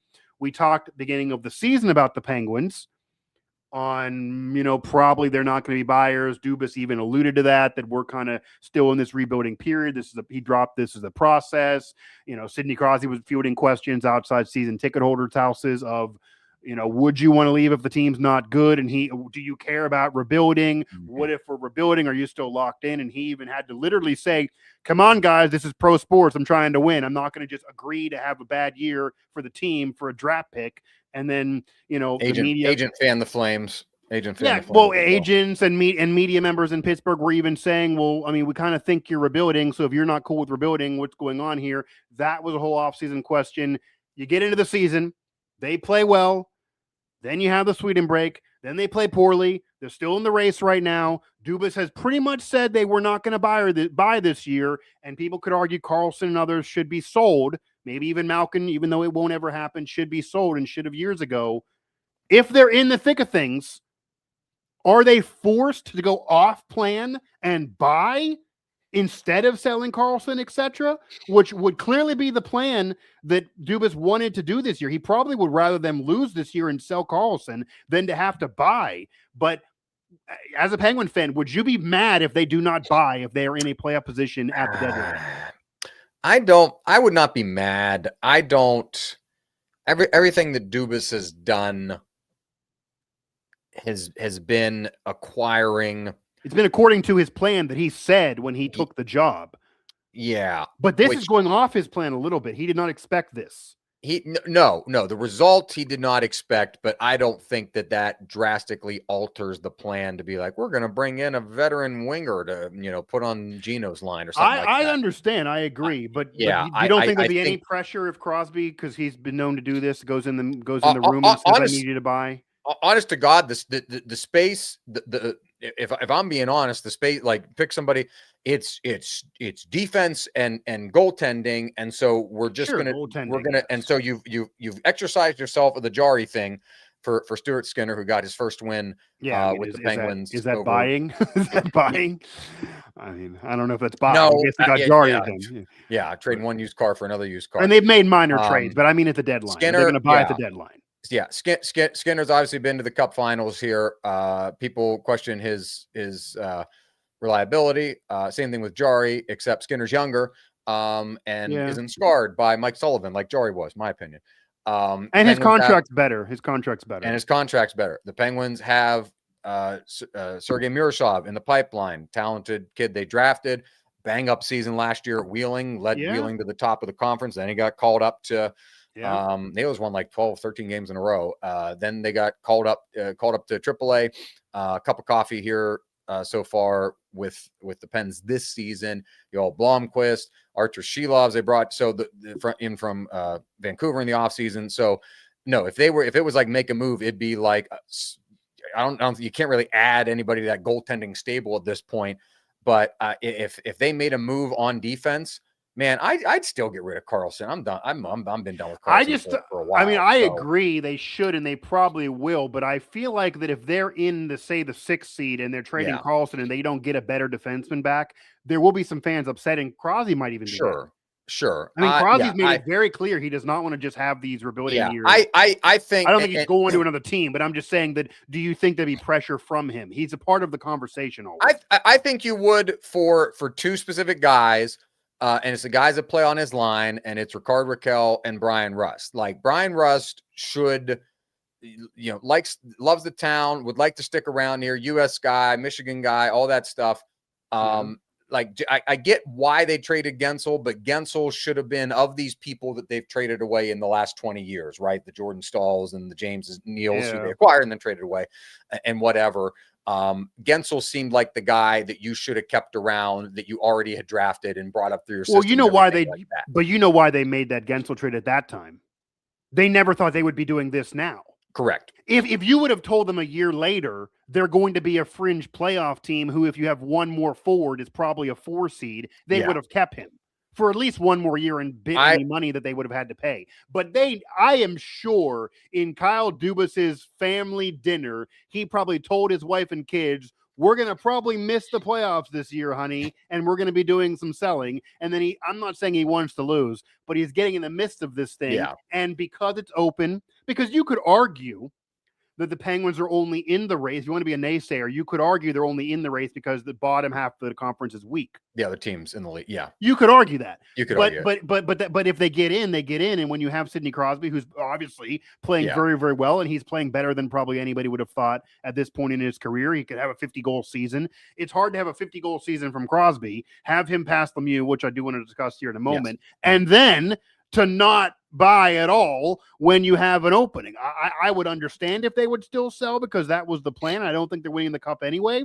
But if Crosby scores 50 goals and you sell, and he then in the offseason says, I'm a little mad and I don't think he ever wants to play elsewhere, but he then would say, I now want to play elsewhere. Yeah. I then think you got to wear that and say, we'll do what you want because we didn't do it for you a year ago when you're clearly kicking ass and we're now going to still sell. You could change your plan based on what goes on. If you recall, some of Dubas's predecessors were criticized for not changing their plan.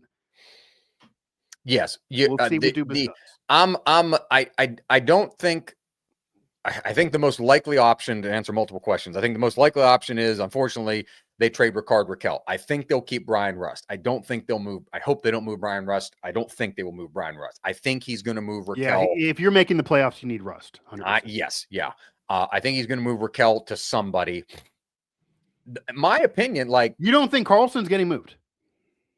Well, I think God, I hope they move. I don't think anybody wants to take Carlson. Like, I feel like I think that's the biggest, like. That's fair, but I think the plan this year was that they were trading him regardless. I think that this was the plan, that he was getting traded this year. I'll give Dubas credit. I didn't think he was going to get out from under Tristan Jarry and 5 years, $5 million, right, 5.2 whatever million that was a year. That was said. Yep. So the tea leaves were that he'd have traded Carlson last year, except nobody wanted him. I think teams will do something desperate. That's what I mean. Right? I think even I'm not saying they're the team that would do this, but I even think there's a team like Detroit with tons of cap space that has pressure. Yeah. There are teams that would take a flyer on a veteran that would then would say, we are trying to make the playoffs no matter what happens in our future. We are trying to win a cup no matter what happens in our future. We're doing it now. The biggest improvement of what, and they've blown the leads, which is something that they did last year, and it's worse this year because previously they were 2-goal third period leads, and now they're 3 and 4-goal third period. Yeah, they almost blew the game that Crosby passed Lemieux. They almost blew that game. Yeah. But the one thing, just visually, as someone who goes to the games, a season ticket holder and everything, and just watching this team is the infusion of youth and these kids that they have called up. No, for sure. The speed and the hands on some of these guys are fun. Yeah, the Rutger McGorty. Yeah, there's Kindle, the kids line that they're calling them. Like, there's some things in kinks and whatever, and they're new in the league. But man, just seeing those guys skate as opposed to this very plodding, slow team that I've watched for like 3 seasons since the pandemic under Sullivan that just kind of languished. Like, that's been a revelation to see. I think they need more. I'm actually happy. It'd be nice for them to get, sure, everybody wants a winger at the deadline, right? Scoring winger. All these scoring wingers that are out there for you to acquire. No, they need defense, 100%. I'd like them to get, I'm less concerned with the offense. I'm happy with I'm okay with where the offense is at now with the people they have. Malkin's been out for a month. I don't know if they do the defense, even buying for a top defenseman, unless they can trade Carlson somehow, because they're not going to get into a financial pitfall. Correct. I won't put it past Dubas that it's like a weird 3-team thing or something like that. The man Carlson, right? The man has proven more to me that he fleeces these teams sometimes in the way he gets players and returns on them. I feel like that he would have gotten rid of Carlson already if he could have. But you're right, the deadline will create desperation. I think if there's a trade at the deadline, it's Rakell is gone and Carlson somehow is still a Penguin. But by God, I'd love to see Carlson gone. I think the desperation for Carlson from other teams, like you were just saying, is greater at the deadline. It may force people to pay because so many people are in the contention. I think there's a lot of teams that before the season started, they would have said, even though there's pressure, they don't want to do that unless they're sure they're going to be good. But now we know now that it's so wide open that maybe and obviously you'd imagine the teams that are also on the fringe that would maybe be interested in a buy for a short-term thing like Washington or Philadelphia is not going to trade him to because they're rivals. But if you want to ship him to the West, Anaheim, the very, very young team. They could love a veteran with cap space. San Jose, we think they're going to fall off, but that's a young team. They have cap space. The Kings are clearly going forward with Kopitar. They're good enough right now, but they certainly could need more. They love to grind it. I mean, Vegas, Dallas, I'm sure, would want to add even more, even though they're already very, very good. Like, there are teams that would definitely be interested. Minnesota is a team that's surprising people, that's also good and very under the radar this year that no one discusses, and we didn't discuss, but maybe they're good. Seattle, maybe, if they stay close. Maybe do they try to make a move again? Like, there are teams, even in the West, you'd imagine you'd prefer to send him to, that could also be real contenders. And we didn't mention them too, but last point on just the conference breakdowns, you got to give it up to Carolina. Every single season, they're very, very good. Every single season, they do make a playoff run. Every single season, they seem like they have a ceiling maybe of the conference finals. No one really ever thinks they're going to lift the cup again. It's been a very, very long time for that franchise. This group has not done so, but with Stahl and company, they are still very, very consistent. They right now are the class of the East, and they're proving they can beat anybody. And even when they had that hiccup to Florida a week or so ago, when they blew that game to the Panthers, that it felt like that's the team they can't get over the hump at. That's the team with the rings. That's the team they want to knock off. They didn't let that emotionally scar them, and they powered through, and they're able to get wins after that, and they're able to still be a great team after that. And you can look at the matchup there between Penguins and Hurricanes and say maybe Carolina's overrated, but you got to give them love for what they've done so far, and we'll see how good they really end up being, because they are a franchise, George, that pretty much forever never truly has a Sidney Crosby star to carry them through anything on a bad stretch, but they always are good, at least in recent memory. Are they good enough, and is the door open now if, say, Florida's weaker? If, say, the Capitals aren't there, if the Penguins aren't there, if normal suspects aren't there, if Tampa isn't maybe going to do it, are they going to be the Kings of the East again? And, you could even bring up what you think Tampa's going to do, because it's kind of back to soaring to the top despite Stamkos not being there. But the last thing I want to discuss here as we close up 2025, the Howitzer and Buzz-saw Show for the year, and also the NHL segment, ironically, is a topic that is near and dear to the hearts of Pittsburghers. I'm a Pittsburgher. You're quasi from West Virginia, from Weirton, but close enough. Penguin fan. Is Sidney Crosby now the greatest Penguin of all time? Recently did pass Lemieux for total points for the franchise. Lemieux is the guy that we grew up with. Did it in fewer games. Has won fewer cup. Individual hardware-wise, Lemieux has the edge mostly. Crosby more team success. Crosby arguably more of a two-way player, even more on an international stage, even though Lemieux did win there as well. Lemieux's career was hampered with cancer and other ailments, and Crosby also missed some games that he wishes he could have back. But does passing Lemieux for total points make now him the GOAT for the franchise, which is a big thing to say for a franchise that has been ripe with a lot of legends to play for the Penguins? And then why or why not? I'll give mine after. I already been writing about this and been talking about this ad nauseum here, but that is the hot button topic here in Pittsburgh right now after Crosby passed Lemieux.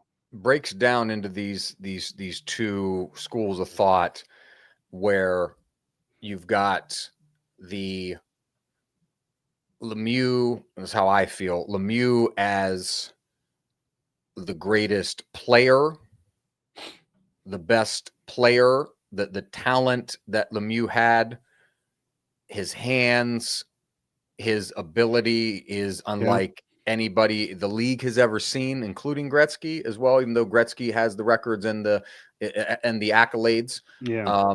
Crosby's had the best career, best Pittsburgh Penguins career. 3 Stanley Cups, dealt with the injuries and the concussion and everything there in the middle in the 2010, 2012 years. But his ability, Lemieux, I saw the line graph of the two in terms of their points and getting to this number. Crosby passes Lemieux 1,724 points. His 1,724th point was an assist. He scored a goal and an assist in the game. Fortunate enough to be there to witness it, which was fun. His linear progression to this record was like the side of a mountain peak, right? Just incrementally going up like that. Whereas Lemieux, shot up Then he got injured and leveled off. It didn't seem like Crosby was ever going to get this number. No. And then all of a sudden he's there. But very and then all of a sudden he's there through this plodding 2 points a game for 20 years and just being consistently. Nobody would ever call him a better goal scorer than Mario Lemieux, or more talented. Signature goals. Nobody would call him more talented than Lemieux. In terms of like physical gifts and whatever, he just does everything related to hockey. The condition he keeps his body in, how dedicated he is to his craft, the way he battles for pucks in corners and grinds, and has done that for 20 years. We've all been fortunate to witness it. There's part of me that wants to argue that he's not in Pittsburgh, but underappreciated perhaps by the greater hockey people at large. As people now, not in Pittsburgh. He's very appreciated in Pittsburgh. Not in Pittsburgh, but like the hockey people at large, when we have this Mount Rushmore discussion, which we won't do here, but for another time, like people are needing to come into grips that Sidney Crosby may be a strong contender to be on a mountain with guys like Gretzky and Lemieux and Esposito or Bobby Orr, whoever you're going to put, Gordie Howe, whoever you're going to put on your list there. In just the way that he has done this year after year after year, and again lost a season plus there in the middle because Dave Steckel threw an elbow at him in the Winter Classic and the complications that came with the concussion there that almost ended his career, much like Adam Graves slashing Lemieux and the cancer, the Hodgkin's disease that Lemieux had nearly derailed and ended his career. So Sidney Crosby has had the greatest career of a Pittsburgh Penguins player ever. Lemieux has these records that nobody thought would ever be surpassed. And now here comes Crosby, because you don't associate Crosby with amassing points, right? But he's done that just by being consistent so much over the course of 2 decades now. He has had the better career than Mario Lemieux. Played on bad teams in the early 80s when the Penguins drafted him. Finally, in the late 80s, starts racking up a lot of points, right? Really kind of hit what ends up being his peak in his prime between, let's say, 88 to like 94, right when he retires there. That's kind of the peak of his career. Crosby's done this like you could go to a game. I could take you a film from a game now in 2025 and compare it to Sidney Crosby playing in a game in 2014. And there's not going to be much that's that different that jumps off the tape as being different. He's doing the same things now in his 37, 38 year age year than as he was doing at 28. And that's probably the most remarkable thing about Crosby in his career. He's had the best career of a Pittsburgh Penguin ever. So what's interesting about the Crosby Lemieux debate, and even GOAT debates across sports, it even goes to LeBron and Michael Jordan, because you could argue it's even similar with the two of them in terms of the best or the greatest, the GOAT of the NBA. You could argue there's a difference between being the greatest and the best.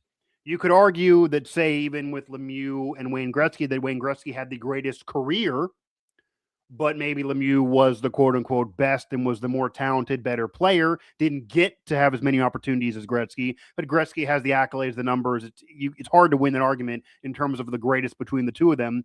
You could argue that Randy Moss and Terrell Owens even were more talented, maybe better receivers than Jerry Rice, but Jerry Rice is the GOAT of receivers when he has all the numbers and all the accolades and so far and way above everybody with everything you'd want for a receiver. You could argue that LeBron James has had the better career. Like Crosby, you never would have imagined he'd get to this point total. He might end up with the most points ever for a player with one franchise over Gordie Howe, which is insane, over Steve Eisman, which is next up, and that's definitely going to be happening. He might get to 2,000 career points. Like LeBron James got the scoring record. I don't think anybody thinks LeBron James is the best scorer in basketball history or would ever predict him to get there. But George, it's like Carmelo Anthony always says on 7 p.m. in Brooklyn, you keep asking me who's the top scorers. How can I name all these guys. I forget LeBron. Oh, you got to throw Braun on there. And then I feel like an idiot, because how do you not have the all-time leader in your group, but he's not a pure scorer? So is Crosby a pure scorer, even though he has all these points and he even has all these goals, even though Lemieux still has them in goals? Lemieux more of a pure goal scorer, Gretzky more of a pure goal scorer, etc. But there is a difference that I think people do not fully grasp, or gets lost in arguing who's the greatest and thinking that necessarily means they're the best. You could be the best and not be the greatest. You could be the greatest and not be the best. Very, very possible. So that's the caveat to my point here. And you could argue that maybe Crosby's the greatest and Lemieux's the best in terms of Pittsburgh Penguins in their franchise history. What I'm going to do for the purpose of this conversation is argue still for Mario Lemieux for everything. And the reason why, George, is, and this is no slight to Sidney Crosby, because the annoyance of a conversation like this, you have to slight a guy who's a legend, and they're both top 5, top 10 all time, and both could freaking argue for the Mount Rushmore together, is it is not a small deal. And I feel like, because you even didn't mention it, even though you mentioned how they both missed time, it is not a small deal that I understand Crosby lost part of his career. I understand he had the concussion. I understand he almost retired. I understand there's parts of that we never even are going to fully know until after he retires, that there are media members that I know that he's told them, I'll write a book later. I really almost retired. I almost had a presser, but let's not fully get into it right now. I hear all of that. The fact is, Lemieux did retire. Not almost. Not almost. He did retire. 3 years. He did sit out 3 years, came back, and was arguably the best player in hockey when he came back. He left and when he came back. Crosby's the most consistent. We've not seen him leave for 3 years and then come back. I'm not saying that necessarily is fair to hold against him, but that is a fact. We've seen Lemieux do it. You can say Crosby almost retired. We know Lemieux did. And separate from that, here's another fact that I think is a major advantage to Lemieux in this debate. They both missed time, had the league screw them. Crosby played in a dead puck era. Lemieux was getting headhunted. Lemieux had cancer, which is obviously no one's fault. I get it all. Lemieux played in over 400 fewer games as we are speaking now. Crosby's not retiring at the end of this season, right? He's going to retire with probably about 800 more games played than Lemieux. If you imagine he plays maybe 2 or 3 more years, maybe less, maybe 4. He at least got 400 more. It's like 6 or 7 full seasons more. Yeah. That is a gigantic deal. Golf. So Lemieux has now fewer total points, but right now played 400 fewer games. So it took Sidney Crosby 400 plus more games to get to the point total of Lemieux. So if you want to be a guy that lives off of stats because you don't want to go to the team thing, which is fine, you got to take games played into consideration here. And games played really favors Lemieux. Lemieux put together, George, a full-on body of work that is comparable with anybody in league history with under 1,000 games played. The guys that have all these points that are up there in the scoring list, the Gretzkys, the Yagers, the Steve Eisenmans, the Mark Messiers, way above 1,000 games played. Yeah. Way above. Lemieux is at 915. Not even close. 915, barely over 900. Separate from that. And remember, he played in an era where Wayne Gretzky, a little older, in there first, was his contemporary. And after Gretzky was done winning MVPs, Lemieux was picking him up. Lemieux was also winning scoring titles. Lemieux was winning individual hardware. More so than Crosby to this day. And George, anyone out there who wants to defend Crosby by saying, well, he played in an era where I was in Ovechkin, got a lot of the individual hardware, and Crosby won the cups on the better team, Lemieux could scream the same thing happened to him with Gretzky. Gretzky got a lot of the hardware, was on the better team, got elevated for that. He had a better roster against him when Lemieux was dealing with a really bad Penguins team in the 1980s and stacking points. And then once Lemieux got a crew, and once he played with fellow Hall of Famers, because a lot of champions have those type of rosters, he then won his championships. And we both agreed on this point too, which I think is another mic drop potentially against Crosby in this debate. Yes, they both have 2 Conn Smythes. Crosby, by right, should probably have 1, despite having the 3 cups. Yes. His first Stanley Cup championship win. His co-star, his Scottie Pippen, won the Conn Smythe. George, if this was the NBA and LeBron James did not win an NBA Finals MVP when he was with the Heat, and Dwayne Wade won one of those, his 2 rings with Miami. LeBron won both finals MVPs. If one of those was by Dwayne Wade, you'd have Stephen A. Smith screaming that it's unacceptable. How can you have that happen? Mhm. That literally happened in the NHL with the equivalent of Crosby winning a championship and Evgeny Malkin, the Robin, winning the Conn Smythe Award. And that may be the one And then point the other one, I think Phil Kessel should have won, but they gave it to Crosby, and he was same with dominated in Kessel. 2017.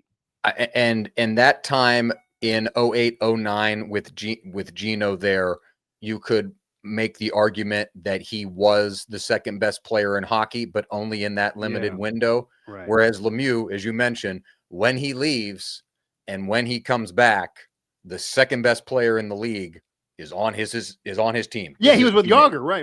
Is Jaromir Jágr. Yeah. From the time he leaves to the time he comes back, and then when Jágr leaves to go to the Rangers, sure, you could argue that's the peak of Jágr's powers, right?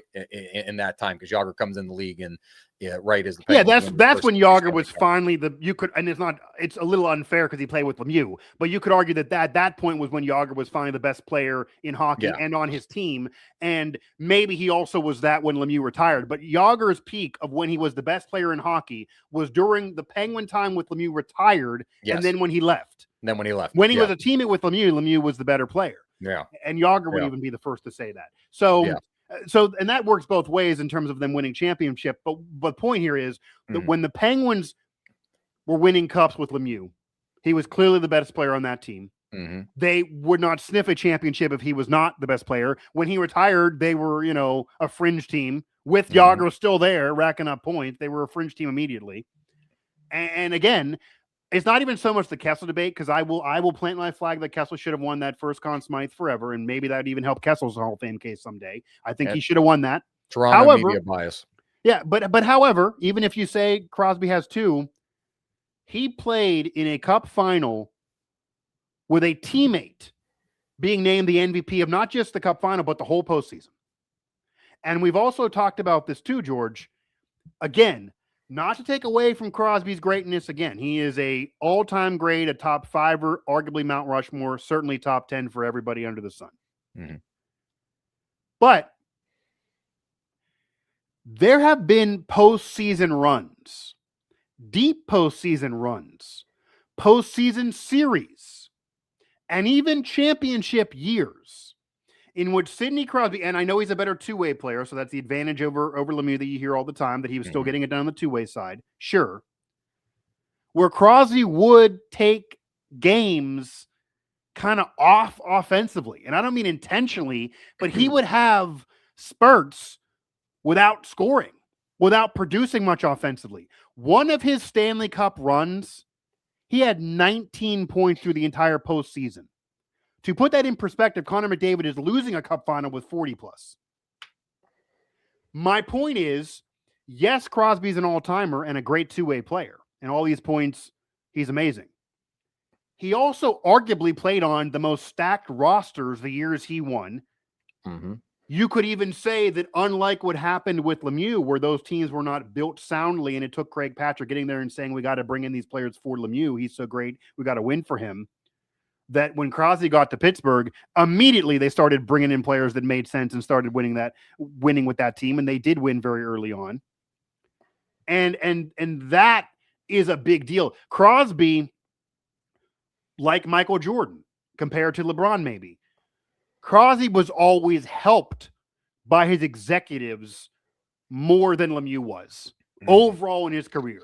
Early on, Lemieux didn't get enough help around him. Then they won with a great roster, Lemieux the best player. And then Lemieux getting banged up, getting cancer, missing time. The roster wasn't built as sound. Then he retires, comes back. Those teams weren't built great at all, despite Jágr still being there and getting in the postseasons. And then obviously that whittled away.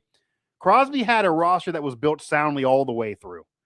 You even had Jim Rutherford coming aboard and people mad at him that he did not try to rebuild for the future. And yet he would say, no, I'm trying to win now again. And then allowed Crosby to have 2 more Stanley Cup runs back-to-back years because he went win now again, bringing in a Kessel, bringing in win now players. They even brought Jerome McGinley that people forget nationally. Oh, I mean, that's a 500-plus goal scorer Hall of Famer they brought in for Crosby to be the 4th best player, on a line, arguably at that point. So that's also part of this. That Crosby's had more team success. You could argue the resume is better if you count team, international, and even what he's done individually now. But Lemieux did it in fewer games. Lemieux does have more individual awards in terms of MVPs, Hart trophies, etc. They have the same Conn Smythe, despite Crosby having one more cup. And again, I do feel that Crosby should only really have one. Lemieux has a teammate that was there that's a legend, but wasn't better than him. Whereas there was a brief period that maybe Crosby could argue his teammate was better than him, or at least had a better postseason. Malkin was Conn Smythe during that first cup run with Crosby in his early days and getting to his prime. That would never have been close to happening with Lemieux playing in, which often gets cited, the clutch and grab garage league NHL era of just getting hacked and no penalties called. Crosby plays in a friendlier time, right? For players post lockout, where the playing field shifted more. Certainly officiating wise, you could argue maybe it's easier to score early in the 80s, at least. Easier to score in the 80s, back especially. Then. That's why those 80s numbers are inflated. Early in Crosby's career, we've called it the dead puck era, and that hurt Ovechkin, and he still got over 900. But officiating wise, it was definitely friendlier to Crosby. He wasn't going to be able to get beat up as much. George, the second they tried to do to Crosby what they did to Lemieux, there was penalties all over the place. But back in the day with Lemieux, some of those calls that went in favor of Crosby in those playoff series didn't go in Lemieux's favor, and he even would complain about it. And George, I think part of why Crosby maybe is not as loved around the hockey community, maybe why he is underrated a little bit outside of Pittsburgh, is kind of to what you're saying now a little bit of, I think there are some opposing fans that do believe the NHL kind of, in a way, tried to help Crosby almost too much. That anything near clutching and grabbing, anything that was near a hit to him in a postseason series. If you recall, there is a famous clip, speaking of Jágr, when Jágr was with the Rangers, that he yells across the ice, "Stop fucking diving."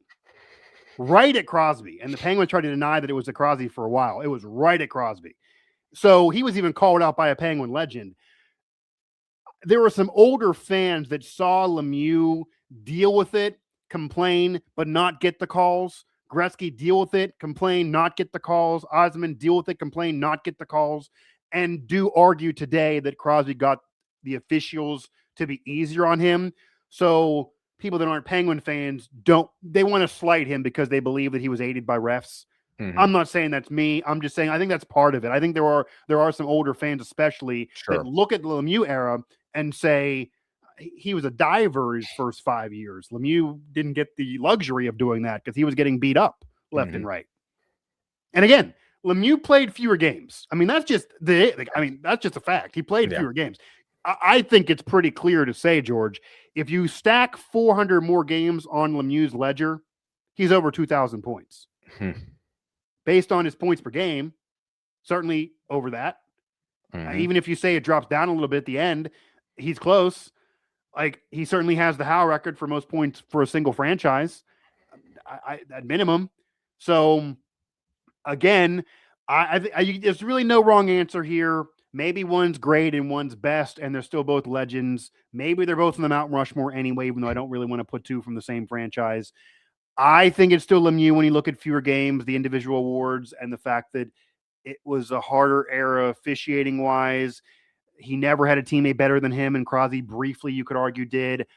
I think it still goes Lemieux, but again, there's no wrong answer, and Crosby's really, really shown how much of a legend he really, really is. Maybe even is underrated historically outside of Pittsburgh. And the only last thing I'll throw out there here as we wrap up the show, George, I don't know if you've looked at all these lists.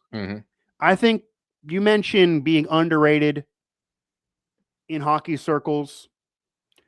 If you look at the numbers, everybody on these top fives, the Gretzkys, the Jágrs, the Lemieux, the Crosbys, even the Messiers, because he did win cups after his time with Gretzky, and obviously he was Gretzky's number 2 when they were together. Somebody somewhere has argued those guys, and you can add in Bobby Orr and maybe go to goaltenders, Gordie Howe, deserve to be on the Mount Rushmore, or are legends, or GOATs, or are in the top 5 all time, whatever. People sing their praises. There's one player, and we mentioned him earlier in this show, that rarely gets discussed like that. But if you look at all these lists, certainly of the next guy up for points with one team, even on the all-time spot for overall individual points, total points, I think we're learning during Crosby's emergence of his legendary career that we're realizing his legend. Mm-hmm. I think we should start realizing Steve Yzerman might be the most underrated player in hockey history. He is above him on a lot of these things. He's the guy he's going to beat on a lot of these things. He is the guy he's going to be surpassing on a lot of these things coming up. The resumes are the resumes. They're the same. You talk about Lemieux clipping off points in the 80s on bad teams. Who else was clipping off points in the 80s on a bad team? Who didn't get talked about? Yzerman, pure talent too. In the 80s, it was very Joe Montana, Dan Marino like with Gretzky and Lemieux. Gretzky would have the rings and the numbers, and Lemieux would have the numbers on a bad team.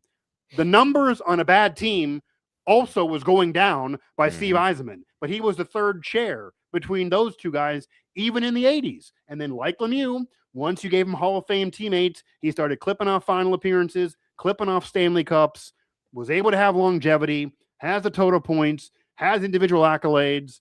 I'm not saying he's ranked higher than any of these guys in terms of an all-time ranking. I'm not putting him there. Some of the individual awards are a little bit lower. I'm not doing it, but I just want to get this out there that I do think, especially now as he's finally maybe getting off the snide as an executive and getting the Red Wings back in the postseason, that Steve Yzerman's getting a little bit slighted historically, George. So Steve Yzerman has 692 career goals, 1,063 assists, 1,755 total points, a plus 184, 3 Stanley Cups, gold medal, individual seasons. You want to go to individual seasons, which we're talking about with Lemieux and having the peak of individual seasons. So if you look at the 80s, we're looking at 102, 155 in 1989, 155 points in 88-89, 127 the next year, 108, 103, 137 in 92-93, into the 90s. Harder offensive era to score. He had 137 points in individual season. He won the Pearson. He won the Art Ross. He was right up there for the Calder. He was top 10 for the Hart multiple times. He didn't win a Hart. That's the only thing you can say. And again, he's probably Lemieux, but a poor man's Lemieux, as insane as that sounds. He was not as great as Lemieux, but he was freaking great. And I think it just need to put it out there that he's the guy Crosby's passing. Next up. This is next man up is Steve Yzerman. Total points, most points with a franchise. It's next up for Steve Yzerman. Crosby's going to get ahead of him, and then it'll be Gordie Howe for most points with a single franchise. And Yzerman got to get some love. Like, I mean, even total points through Cup final. I mentioned that again. Sidney Crosby had a 19-point year when they won a Stanley Cup. Yzerman, 20, 24 another year when they won. 23 when they won in 2002. George, I mean, that defends him a little bit. The argument against him is that his last 3 or 4 years, he was a shell of his former self. He had 23 points in the postseason in 2002 when they won the Cup with 8 other Hall of Famers on the roster. He was like the 5th best player, and he had 23 points. That's the same era Crosby is about to come in the league and was giving you a lower point total when he won a Cup a few years later. Again, I'm not ranking Yzerman ahead of Lemieux or Crosby. I'm not. I think Yzerman's a little underrated historically, though. I agree with that. 100%. 100%. I mean, those numbers are right up there with all the other guys. And I would imagine that if you poll the audience here, Yzerman's not in everybody's top 10, but everybody else is in everybody's top 10. I don't know if you have 9 other guys, 10 other guys that have had careers better than Steve Yzerman. If you're certainly just talking about forwards and offensive players, and you know he played center as well most of that time, a little bit left wing, but played center most of his career. Did win a Conn Smythe. Again. So and played against, especially the later part of his career in the mid to late 90s, all-star Hall of Fame caliber people up and down Those in Colorado, and that's why they won. I mean, they Patrick were a great team. No, not just with, but against. But he played against. Sure. Played against Patrick Waugh. Played against Martin Brodeur. Played against those. Gretzky at the end of his career, Messier at the end of his career, but just the level of talent in the NHL in the 1990s that Yzerman played against and set himself in a class above against. And you could argue as well. You could argue that off of what you're just saying there, that so in the 80s, the goaltending, there's some Hall of Famers there, but not as great. The pads were smaller, etc.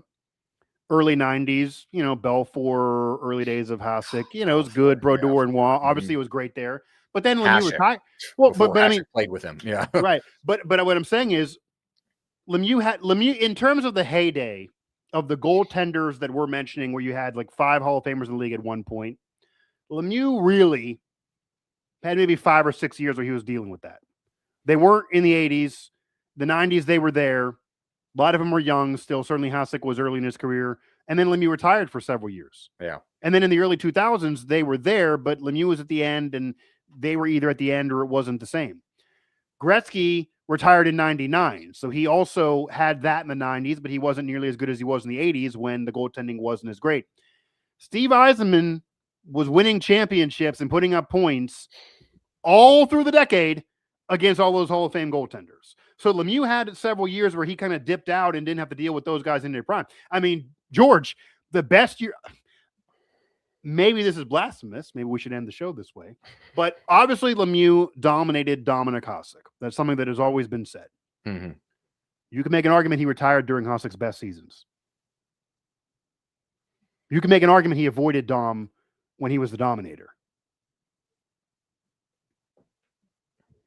So 98, 99 are 2 of Hasek's best seasons. Where was Lemieux?